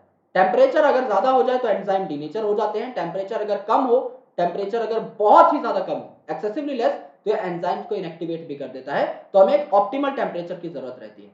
वाटर हर सेल को टर्जिड बनाता है, तो वाटर ही वो फैक्टर है जो कि सेल्स में जान डालता है, जो सेल्स को फुला कर रखता है, जो एक प्लांट को उसकी शेप प्रदान करता है। तो वाटर अगर अच्छे लेवल पे नहीं प्रेजेंट होगा तो प्लांट मुरझा जाएंगे और जो है ढीले पड़ जाएंगे। और वाटर ही वो मीडियम है जिसके अंदर सारे मेटाबॉलिक रिएक्शंस हो रहे हैं, तो वाटर तो मोस्ट इंपॉर्टेंट है। ऑक्सीजन की वजह से आप फूड को ऑक्सीडाइज करते हो, इसके बिना तो आपको एनर्जी ही नहीं मिलेगी। और माइक्रो और मैक्रो न्यूट्रिएंट्स की भी हम बात कर चुके थे कि ये आपके प्रोटोप्लाज्म भी बनाएंगे एज वेल एज आपको एनर्जी भी देंगे। इसके अलावा मैंने आपको दो इंट्रिंसिक फैक्टर बताए थे वहां पर in the factors controlling plant development, कि एक तो आपका इंट्रासेलुलर फैक्टर हो गया which is genetic factor. Intracellular मतलब सेल के अंदर, तो अगर आप एक प्लांट का सेल बनाएं तो उसके अंदर न्यूक्लियस है, उसके अंदर जेनेटिक मटेरियल है, तो आपका जो जेनेटिक मटेरियल है ये बताता है कि आपके एट्रीब्यूट्स कैसे होने वाले हैं, बिकॉज आप जो भी हो सब कुछ अपनी जेनेटिक मटेरियल की वजह से। तो आपके जेनेटिक मटेरियल पर भी डिपेंड करता है आपकी वैरायटी कितनी अच्छी है, आप किस क्लाइमेट में ज्यादा सर्वाइव कर पाते हो, वो सारी चीजें भी आपकी डेवलपमेंट को अफेक्ट करती है। और दूसरी चीज इज इंटरसेलुलर। इंट्रासेलुलर मतलब विद इन द सेल, एक ही सेल के अंदर थी ये चीज, तो आपकी सेल के अंदर थी ना डीएनए की प्रेजेंस यानी जेनेटिक मटेरियल की प्रेजेंस। इंटरसेलुलर मतलब सेल्स के बीच में, बिटवीन द सेल्स। तो यहां पर क्या होगा, एक सेल जो है ये आपका पीजीआर बना सकता है यानी हार्मोन सिंथेसाइज कर सकता है, और दूसरा सेल जिसके पास रिसेप्टर है पीजीआर के लिए, वहां तक आपका पीजीआर यानी प्लांट हार्मोन पहुंच सकता है। सेम एनिमल वाला ही यहां पर मैकेनिज्म है कि एक सेल आपका क्या हो जाएगा, एक सेल वो हो जाएगा जो कि पीजीआर बना रहा है, that is called as source, या फिर इसे आप कह सकते हैं the main factory for PGR, और दूसरा जो है ये हो जाएगा रेसिपिएंट जो कि रिसीव करेगा आपके प्लांट ग्रोथ रेगुलेटर्स को। तो प्लांट ग्रोथ रेगुलेटर्स के बारे में हमें डिटेल में समझना है, डिटेल्ड स्टडी करनी है, और खासकर यहां पर 5 प्लांट ग्रोथ रेगुलेटर्स हमारे सिलेबस के अंदर है। पहला आपका ऑक्सिन, दूसरा जिबर्लिन जिसे आप जिबर्लिक एसिड भी बोलते हो, तीसरा आपका साइटोकाइनिन, चौथा आपका एब्सिसिक एसिड, एंड पांचवा आपका इथाइल। इन पांचों के बारे में हमें पढ़ना है, इनकी डिस्कवरी कैसे कैसे हुई, किस किसने इनकी डिस्कवरी करी, एंड आफ्टर दैट इनके इफेक्ट क्या है प्लांट के ऊपर, एंड इनका केमिकल फॉर्मूला क्या है, या फिर इनके अंदर कौन से इंपॉर्टेंट या वाइटल केमिकल ग्रुप्स अटैच है, कौन से फंक्शनल ग्रुप्स अटैच है, इनके बारे में हमें जानकारी लेनी होती है। तो इंट्रा सेलुलर में जेनेटिक की हम यूजुअली बात नहीं करते, बिकॉज प्लांट डेवलपमेंट में intercellular is the most important factor. आपका पूरा जो चैप्टर है ये हार्मोन्स के ऊपर ही है। अभी तक हमने जो पढ़ा वो ग्रोथ और डेवलपमेंट की या डिफरेंशिएशन की डेफिनेशंस थी। अब हमें इन चीजों को इंप्लीमेंट करना है, इंप्लाई करना है कि प्लांट ग्रोथ रेगुलेटर इन सारे फैक्टर्स को, इन सारे प्रोसेसेस को किस हिसाब से इंपैक्ट करेंगे, किस हिसाब से अपना जो योगदान है प्लांट के ग्रोथ एंड डेवलपमेंट में देंगे। So the next topic that we need to read is plant growth regulator, जिनको आप प्यार से प्लांट हार्मोन्स भी बोलते हो, राइट, या फिर फाइटो हार्मोन्स भी बोलते हो। तो फाइटो हार्मोन्स को हम एक अलग से लेक्चर में कंप्लीट करेंगे। अभी तक हमने जो पढ़ा वो सारी बेसिक चीजें थी। Now we are going to take into account their practical implication कि प्लांट ग्रोथ रेगुलेटर जो है अपना रोल कैसे प्लांट के अंदर अदा करते हैं। एंड लास्ट में 2 टॉपिक्स आते हैं, वर्नलाइजेशन और photoperiodism, which are very small topics and very critical topics from examination point of view. तो अगला जो लेक्चर है उसके अंदर आपका ये पूरा का पूरा टॉपिक एनसीईआरटी की जितनी भी इंपॉर्टेंट चीजें हैं वो खत्म हो जाएंगी। और प्लांट ग्रोथ रेगुलेटर में जैसा मैं पहले भी सजेस्ट कर चुका हूं, एनसीईआरटी से बाहर नहीं निकलना है। जो इंपॉर्टेंट पॉइंट्स आपको एनसीईआरटी में दिए हूं, आपको सिर्फ उन्हीं को पढ़ते और समझते हुए चलना है। So thank you so much guys, lots of love, bye bye, take care, and I hope आपको आज की सारी चीजें समझ में आएंगी। सबसे जो क्रिटिकल पार्ट है वो है डिफरेंशिएशन, डी डिफरेंशिएशन और रीडिफरेंशिएशन। काफी कंफ्यूजिंग है, तो इसमें जो हमने डायग्राम बनाया था इंटरफेसिकुलर कैम्बियम वाला, उसको याद रख लीजिएगा आप कि डिफरेंशिएशन का मतलब मेरिस्टेमेटिक से परमानेंट बनना, जो हर प्लांट में होता है। हर मेरिस्टेमेटिक सेल पहले परमानेंट ही बनता है। कुछ सेल्स परमानेंट से दोबारा मेरिस्टेमेटिक हो जाते हैं, जैसे कि आपके पैरेन्काइमा सेल्स, जिनको आप मेडुलरी रे के सेल्स भी बोलते हो, वो इंटरफेसिकुलर कैम्बियम बना लेते हैं और फिर वो दोबारा से सेकेंडरी जाइलम और सेकेंडरी फ्लोएम बनाएंगे, यानी वो रीडिफरेंशिएट हो जाएंगे, दोबारा से परमानेंट हो जाएंगे। तो इस हिसाब के एग्जांपल्स जब आप पढ़ोगे तो आपको अल्टीमेटली कोई भी दिक्कत इन टॉपिक्स में नहीं आएगी। तो एग्जाम ओरिएंटेड स्टडी करना और एग्जाम्पल की मदद से स्टडी करना भी बहुत ज्यादा जरूरी है। तो प्लांट ग्रोथ रेगुलेटर्स को अगली बार हम क्रैक करेंगे in the next lecture. So stay tuned, thank you so much, bye bye, जय हिंद।